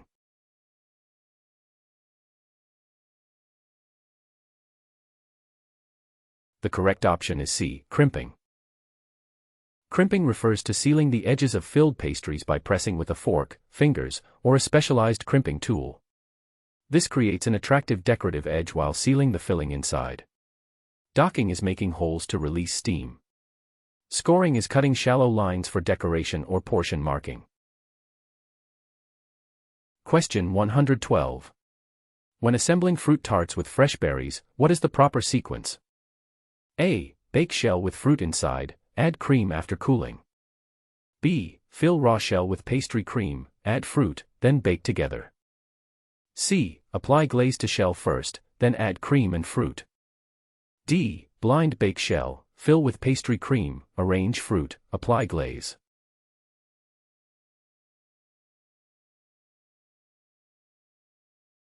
The correct option is D. Blind bake shell, fill with pastry cream, arrange fruit, apply glaze. Fresh fruit tarts are assembled by first blind baking the shell completely, then filling with pastry cream, cooled, carefully arranging fresh fruit on top, and finally applying glaze for shine and protection. Fresh berries cannot withstand baking and would release too much liquid if baked with the cream. Question 113. A baker's meat pies consistently have soggy bottom crusts. What is the most effective solution? A. Blind bake the bottom crust partially before adding the filling. B. Add flour to the filling to absorb moisture. C. Use less filling to reduce moisture. D. Increase the oven temperature significantly.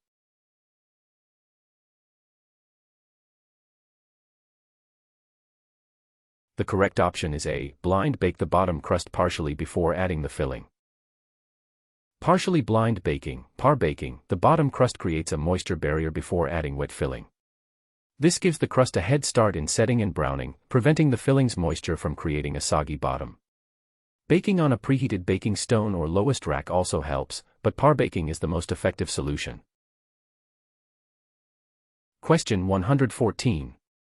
What is the purpose of venting filled pastries before baking? A. To reduce baking time. B. To allow steam to escape and prevent the pastry from bursting.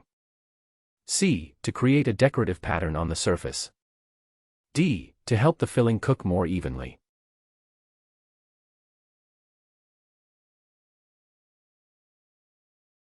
The correct option is B. To allow steam to escape and prevent the pastry from bursting. Vent holes or slits cut into the top crust of filled pastries allow steam generated by the hot filling to escape during baking. Without vents, steam pressure builds up inside and can cause the pastry to burst open or develop large bubbles. Vents also allow visual checking of filling bubbling to indicate doneness. Question 115. What is a crumb coat in cake assembly? A. The first layer of filling between cake layers. B. A textured finish created with a cake comb. C. A thin layer of icing that seals in crumbs before the final coat. D. A coating of cake crumbs pressed onto the sides.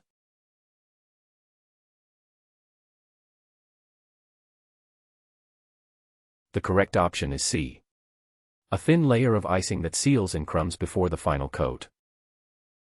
A crumb coat is a thin, initial layer of icing applied to a cake that seals in loose crumbs. After chilling to set, the final coat of icing can be applied smoothly without crumbs mixing into the finish. This technique is essential for achieving a professional, clean appearance on iced cakes. Question 116. What is the correct procedure for leveling and torting a cake layer? A. Trim with a sharp paring knife using short cutting strokes. B. Press down firmly with a flat board to compress high spots. C. Use a wire cheese cutter pulled rapidly through the layer. D. Use a serrated knife or cake leveler to cut horizontally with a sawing motion.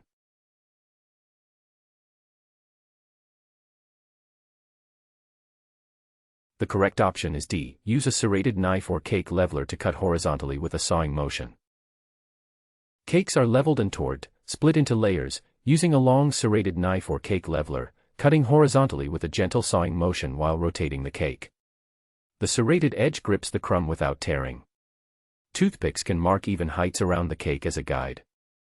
Pressing down would compress the cake unevenly. Question 117. When stacking a tiered cake, what is essential for structural support?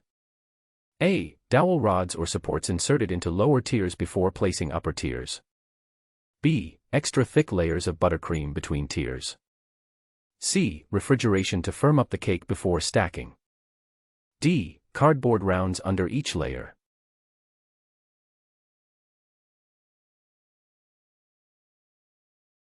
The correct option is A. Dowel rods or supports inserted into lower tiers before placing upper tiers. Dowel rods or cake supports must be inserted into lower tiers to bear the weight of upper tiers.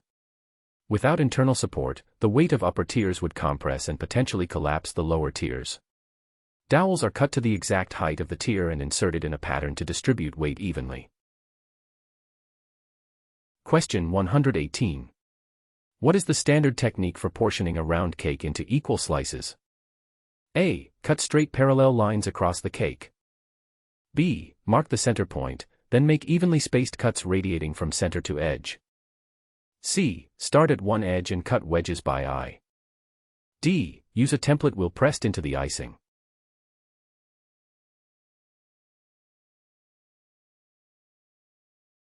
The correct option is B. Mark the center point, then make evenly spaced cuts radiating from center to edge. Round cakes are portioned by first identifying the center, then making evenly spaced radial cuts from center to edge. For precision, the cake can be marked into halves, then quarters, then eighths, etc. A cake marker or ruler ensures equal portions. Parallel cuts work only for sheet cakes. Question 119. What is royal icing primarily made from? A. Butter, powdered sugar, and vanilla. B. Fondant thinned with corn syrup. C. Powdered sugar and egg whites, or meringue powder. D. Cream cheese and powdered sugar.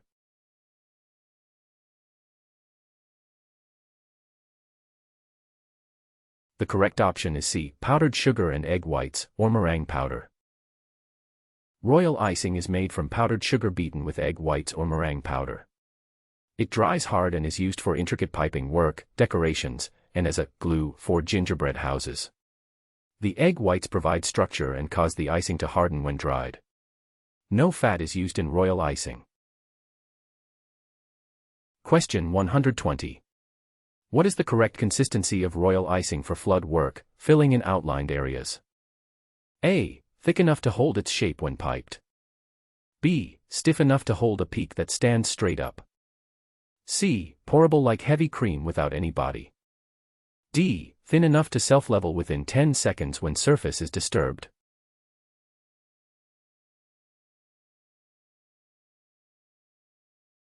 The correct option is D. Thin enough to self-level within 10 seconds when surface is disturbed. Flood consistency royal icing should be thin enough that when the surface is disturbed, by lifting a spoon or drawing a knife through it, it flows back and self-levels within about 10 seconds. Too thick and it won't level, too thin and it will run over outlines. This consistency fills outlined areas smoothly. Question 121. When applying fondant to a cake, what is the proper preparation of the cake surface? A. Apply a thin layer of buttercream or ganache as an adhesive base. B. Brush with simple syrup only for moisture. C. Dust with cornstarch to prevent sticking. D. Leave the cake bare for direct fondant contact.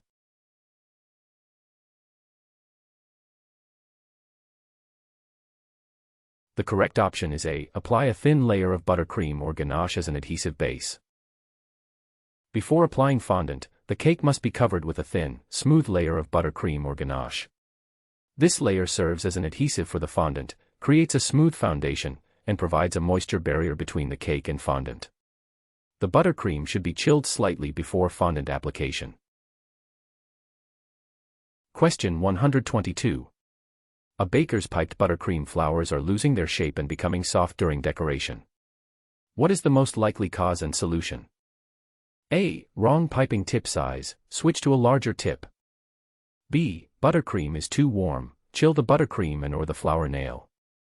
C. Buttercream is too stiff, add more liquid to soften. D. Moving too slowly, pipe faster to maintain shape.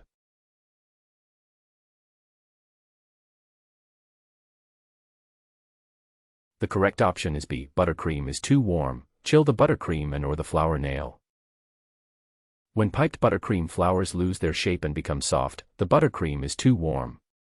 Butter-based icing softens significantly when warm. The solution is to chill the buttercream to firm it up and or chill the flour nail between flowers. Working in a cool environment also helps maintain proper consistency for detailed piping. Question 123. A chocolate glaze poured over a cake is setting with visible air bubbles. What step was likely missed? A. The cake was not frozen before glazing. B. The glaze was poured at too high a temperature. C. The glaze was not strained before pouring. D. The glaze contained too much cocoa butter.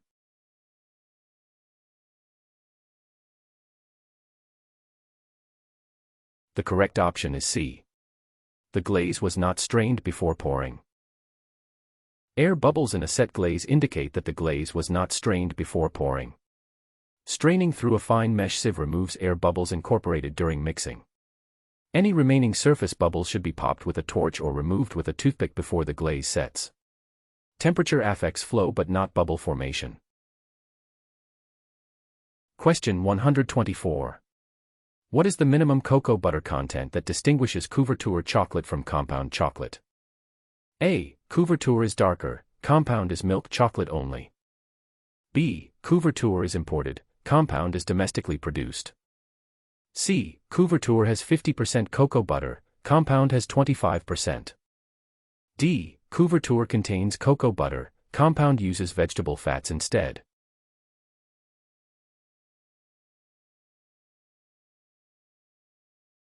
The correct option is D. Couverture contains cocoa butter, compound uses vegetable fats instead. The fundamental difference between couverture and compound chocolate is the fat source. Couverture contains cocoa butter as its fat component and requires tempering. Compound chocolate, also called coating chocolate, replaces cocoa butter with vegetable fats, eliminating the need for tempering but resulting in different flavor and mouthfeel. Question 125. What is the purpose of tempering chocolate? A. To create stable cocoa butter crystals for proper snap, shine, and resistance to bloom. B. To reduce the melting point for easier handling. C. To intensify the chocolate flavor. D. To remove excess moisture from the chocolate.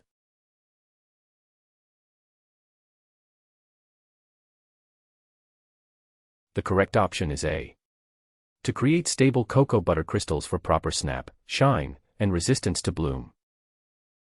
Tempering is the controlled process of heating and cooling chocolate to create stable, form V, cocoa butter crystals. Properly tempered chocolate has a glossy shine, clean snap, smooth texture, contracts for easy unmolding, and resists fat bloom, white streaks from unstable crystals. Untempered chocolate appears dull and soft. Question 126. What is the correct temperature range for working with tempered dark chocolate? A. 40 to 45 degrees Celsius, 104 to 113 degrees Fahrenheit. B. 31 to 32 degrees Celsius, 88 to 90 degrees Fahrenheit. C. 35 to 37 degrees Celsius, 95 to 99 degrees Fahrenheit. D. 27 to 28 degrees Celsius, 80 to 82 degrees Fahrenheit.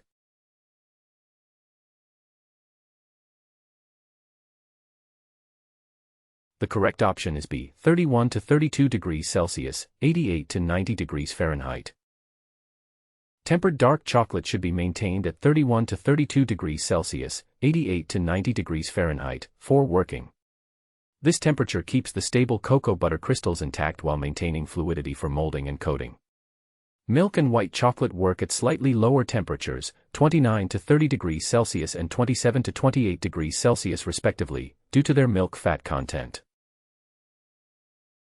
Question 127. What is the tabling, seeding, method for tempering chocolate? A. Heat chocolate in a double boiler to precise temperature. B. Rapidly chill melted chocolate in refrigerator. C. Melt chocolate fully, pour onto marble, agitate until cooled, then rewarm slightly. D. Add solid tempered chocolate pieces to melted chocolate.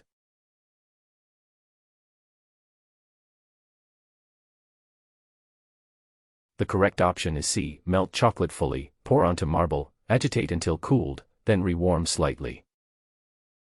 The tabling method involves melting chocolate to 45 to 50 degrees Celsius, pouring about 2/3 onto a cool marble surface, and agitating with spatulas until it thickens and cools to 27 to 28 degrees Celsius, forming seed crystals. This cooled chocolate is returned to the remaining warm chocolate and mixed to reach working temperature, 31 to 32 degrees Celsius for dark. Question 128. When dipping centers in tempered chocolate, what technique ensures a thin, even coating? A. Dip only halfway and allow to drip dry. B. Apply chocolate with a brush in thin layers.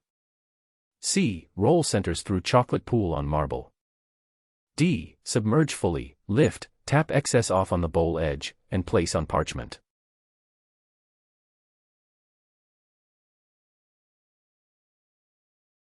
The correct option is D. Submerge fully, lift, tap excess off on the bowl edge, and place on parchment.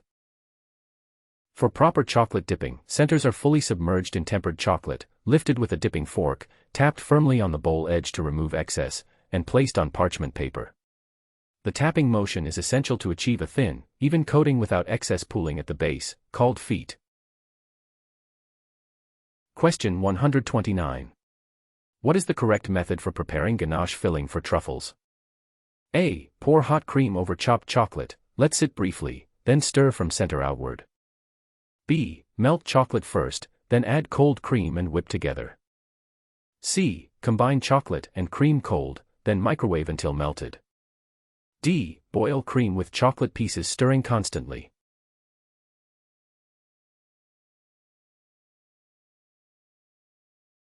The correct option is A. Pour hot cream over chopped chocolate, let sit briefly, then stir from center outward.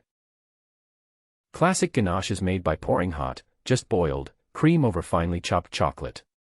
After letting it sit for 1 to 2 minutes to melt the chocolate, stirring begins at the center using small circular motions, gradually widening to incorporate all the chocolate into a smooth emulsion. This technique creates a stable emulsion. Question 130. Chocolate-dipped truffles are developing white streaks and spots after a day. What caused this and how can it be prevented? A. Moisture contamination during dipping, work in lower humidity. B. Fat bloom from improper tempering, ensure chocolate is properly tempered. C. Natural cocoa butter separation, cannot be prevented. D. Sugar bloom from humidity, store in drier conditions.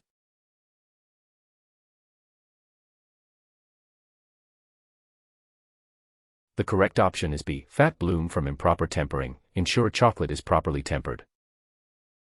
White streaks and spots appearing within days indicate fat bloom, caused by unstable cocoa butter crystals migrating to the surface. This results from improper tempering. Prevention requires proper tempering to form stable, form V, crystals, maintaining correct working temperature, and proper cooling. Sugar bloom, from humidity, appears more granular. Question 131. At what temperature does sugar reach the hard crack stage? A. 160 to 166 degrees Celsius, 320 to 330 degrees Fahrenheit. B. 127 to 132 degrees Celsius, 260 to 270 degrees Fahrenheit. C. 149 to 154 degrees Celsius, 300 to 310 degrees Fahrenheit. D. 116 to 121 degrees Celsius, 240 to 250 degrees Fahrenheit.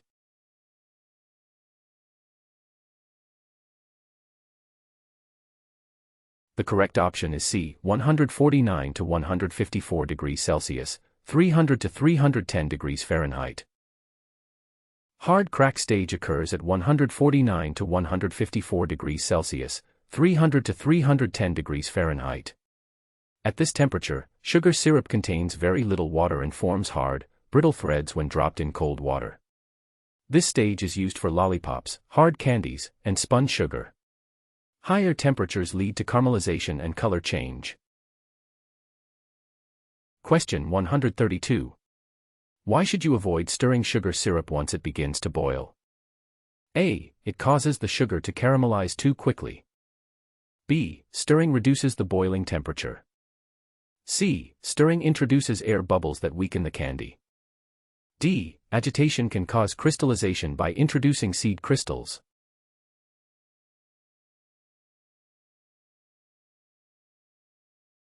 The correct option is D. Agitation can cause crystallization by introducing seed crystals. Once sugar syrup begins boiling, stirring should stop because agitation can introduce seed crystals that cause the entire batch to crystallize, grain. Sugar crystals on the spoon or from splash marks on the pot walls can act as seeds. Brushing the pot sides with water and using a lid briefly creates steam to wash down crystals. Question 133. What is the purpose of adding cream of tartar or acid to sugar syrup when making candy? A. To prevent crystallization by inverting some of the sugar. B. To speed up the cooking process. C. To enhance the sweetness of the candy. D. To add a sour flavor to balance sweetness.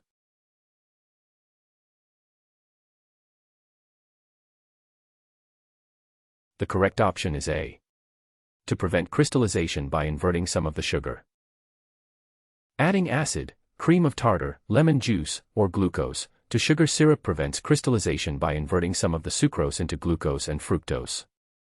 These different sugar molecules interfere with crystal formation, keeping the candy smooth. This is especially important for hard candies and caramels. Question 134. What is pulled sugar? A. Granulated sugar heated until it melts. B. Cooked sugar that is stretched and folded repeatedly to create a satiny sheen. C. Caramelized sugar drizzled in thin strands. D. Sugar syrup poured into molds and allowed to harden.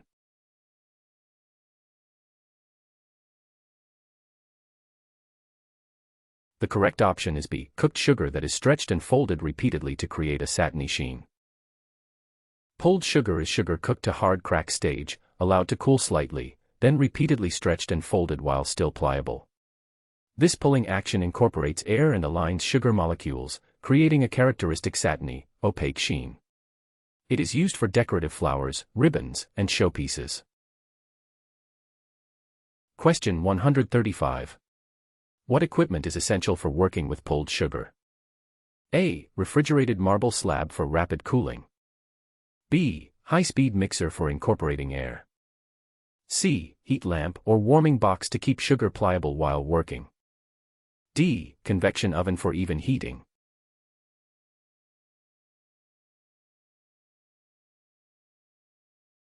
The correct option is C. Heat lamp or warming box to keep sugar pliable while working. A heat lamp or warming box is essential for pulled sugar work because the sugar quickly hardens as it cools. The heat source keeps portions of sugar pliable while you work on pieces, allowing extended working time.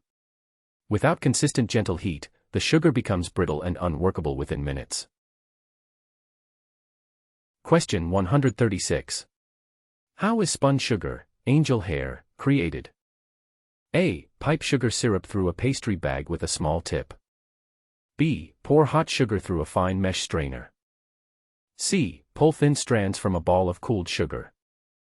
D. Dip a fork or whisk into hot caramel and flick rapidly back and forth over rods.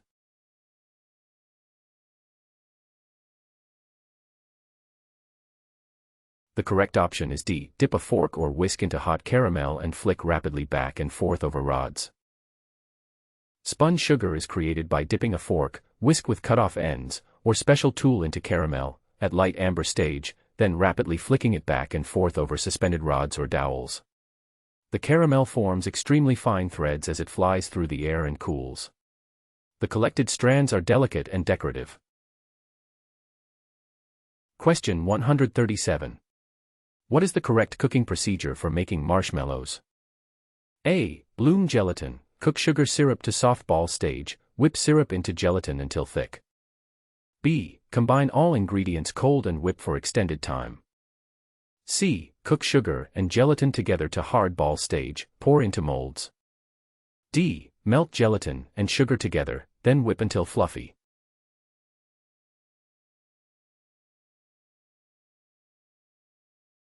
The correct option is A. Bloom gelatin, cook sugar syrup to soft ball stage, whip syrup into gelatin until thick. Marshmallows are made by first blooming gelatin in cold water, then cooking sugar syrup to soft ball stage, 116 to 118 degrees Celsius. The hot syrup is slowly poured into the blooming gelatin while whipping, and beaten until the mixture triples in volume and becomes thick and fluffy. The gelatin sets the foam structure as it cools. Question 138. A batch of caramels is too soft and won't hold its shape when cut. What adjustment should be made for the next batch? A. Add more butter to firm up the texture. B. Cook the syrup to a higher temperature to reduce moisture content. C. Increase the amount of cream in the recipe. D. Reduce cooking time to prevent overcooking.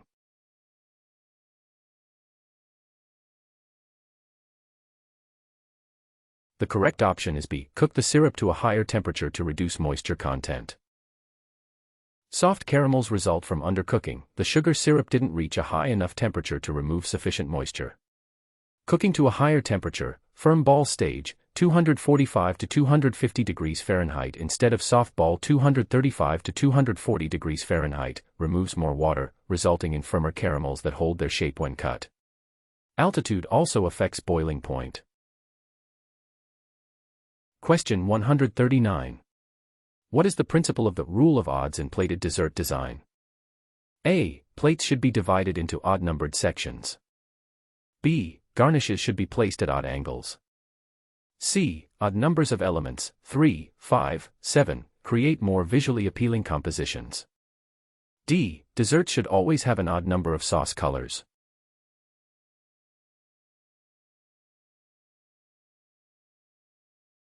The correct option is C. Odd numbers of elements, 3, 5, 7, create more visually appealing compositions. The rule of odds states that compositions with odd numbers of elements, 3, 5, or 7, are more visually interesting and appealing than even numbers. Our eyes naturally seek patterns, and odd groupings create visual tension that engages the viewer. This applies to main components, garnishes, sauce dots, and other design elements. Question 140. When designing a plated dessert, what is the recommended approach for incorporating different textures? A. Focus primarily on visual appeal rather than textural variety. B. Keep all textures similar for a cohesive mouthfeel. C. Add texture only through garnishes, not main components. D. Include contrasting textures such as creamy, crunchy, and soft in one composition.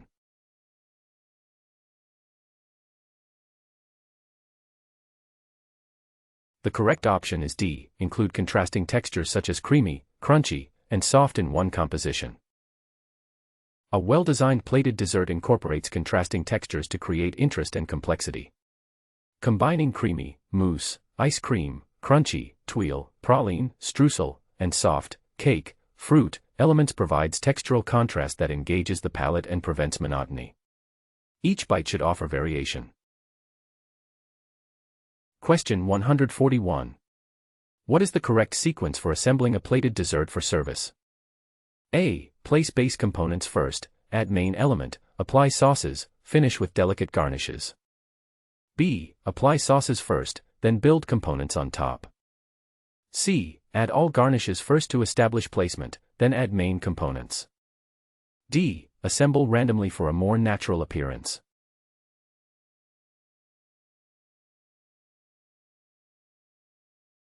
The correct option is A. Place base components first, add main element, apply sauces, finish with delicate garnishes.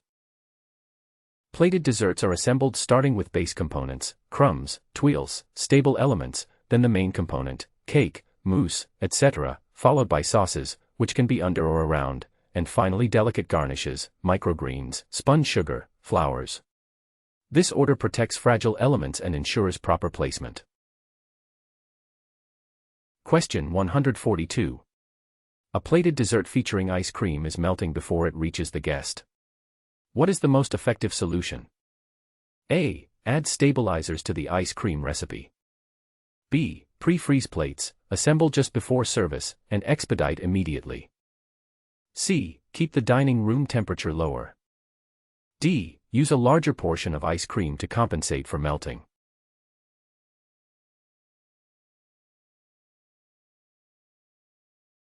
The correct option is B. Pre-freeze plates, assemble just before service, and expedite immediately. For desserts with ice cream, plates should be chilled or frozen beforehand, the dessert assembled immediately before service, not held, and expedited to the table quickly. The cold plate slows melting, and minimal holding time reduces exposure to warm air. Changing room temperature is impractical, and excess ice cream doesn't solve the timing issue. Question 143. What is the difference between ice cream and gelato?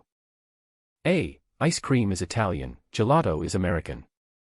B. Gelato uses egg yolks, ice cream does not. C. Gelato has less fat, less air incorporation, and is served at a warmer temperature. D. Gelato contains more cream and is frozen colder.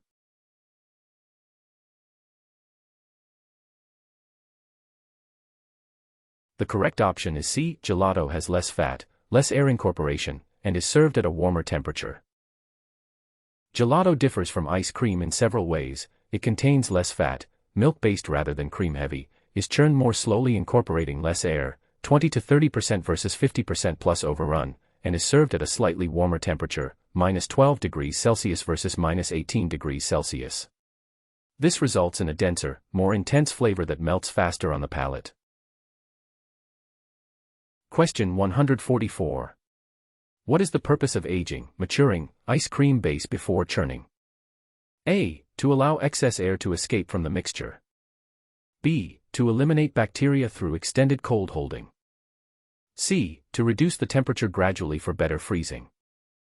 D. To allow fat to crystallize, proteins to hydrate, and flavors to develop.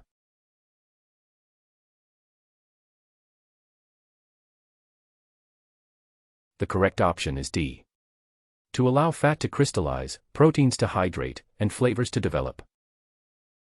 Aging ice cream base for 4 to 24 hours in refrigeration serves multiple purposes. Fat globules crystallize and become more uniform, proteins fully hydrate and stabilize the mixture, and flavors meld and develop.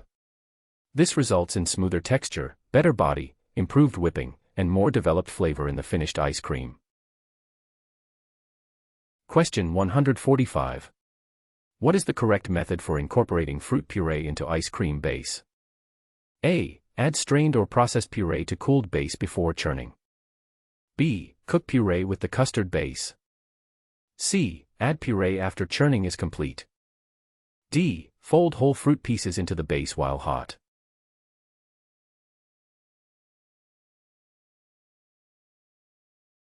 The correct option is A. Add strained or processed puree to cooled base before churning. Fruit puree should be strained, to remove seeds/fibers, or processed smooth, then added to the cooled custard base before churning. Adding to hot base can damage fresh fruit flavor and color. The mixture is combined thoroughly, then churned together so the fruit flavor is evenly distributed throughout. Question 146. What does overrun refer to in ice cream production? A. The time beyond optimal churning. B. The percentage of air incorporated during churning. C. Excess production beyond the order quantity. D. The amount of mixture that exceeds the container.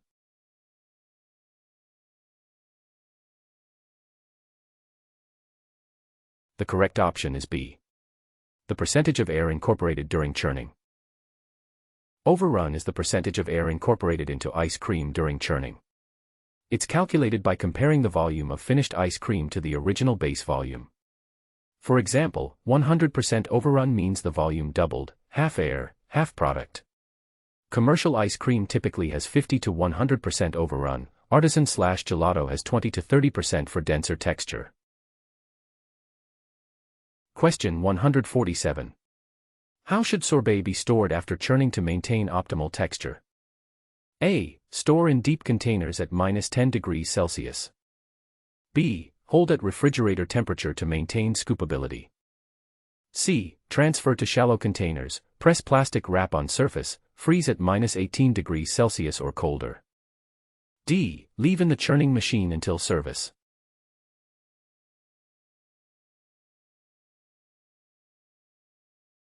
The correct option is C. Transfer to shallow containers, press plastic wrap on surface, freeze at -18 degrees Celsius or colder. After churning, sorbet should be transferred to shallow containers, for rapid freezing, covered with plastic wrap pressed directly onto the surface, to prevent ice crystals forming from air exposure, and frozen at -18 degrees Celsius, -0 degrees Fahrenheit, or colder. Shallow containers ensure the center freezes quickly, maintaining smooth texture throughout. Question 148. What is the purpose of flash freezing, blast freezing, assembled frozen desserts? A. To reduce storage space requirements. B. Slow freezing is not possible for layered desserts. C. To extend shelf life indefinitely. D. Rapid freezing creates smaller ice crystals, resulting in smoother texture.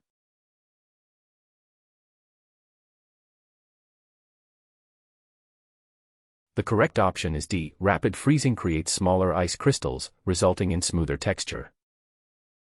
Blast freezing, rapid freezing at very low temperatures with air circulation, creates small ice crystals throughout the product. Slow freezing allows large ice crystals to form, which damage cell structure and create grainy texture. Small crystals result in smoother texture, better appearance, and improved mouthfeel when served. Question 149. When assembling an entremet with multiple frozen components, what is the correct technique? A. Assemble layers while frozen or partially frozen, freeze between layers if needed. B. Assemble at room temperature for easier handling. C. Thaw all components completely before assembly. D. Only the outer shell should be frozen.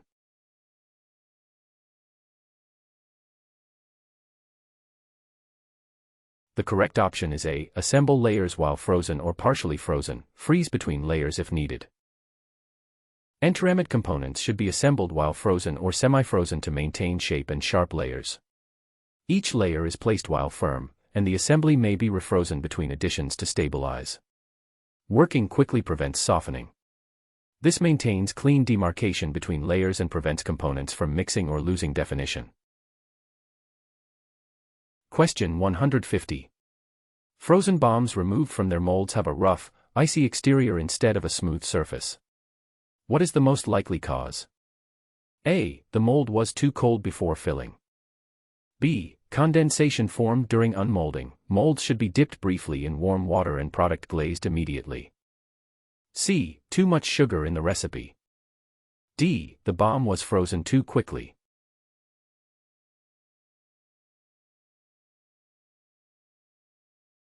The correct option is B. Condensation formed during unmolding. Molds should be dipped briefly in warm water and product glazed immediately.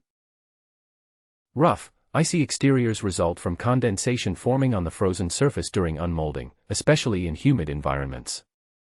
To prevent this, molds should be dipped very briefly in warm water, just enough to release, unmold quickly, and the product either glazed immediately or returned to the freezer before condensation forms. Thanks for watching. If you found this helpful, please subscribe for more question banks. Visit questionbankhub.com for complete practice exams. Good luck with your certification.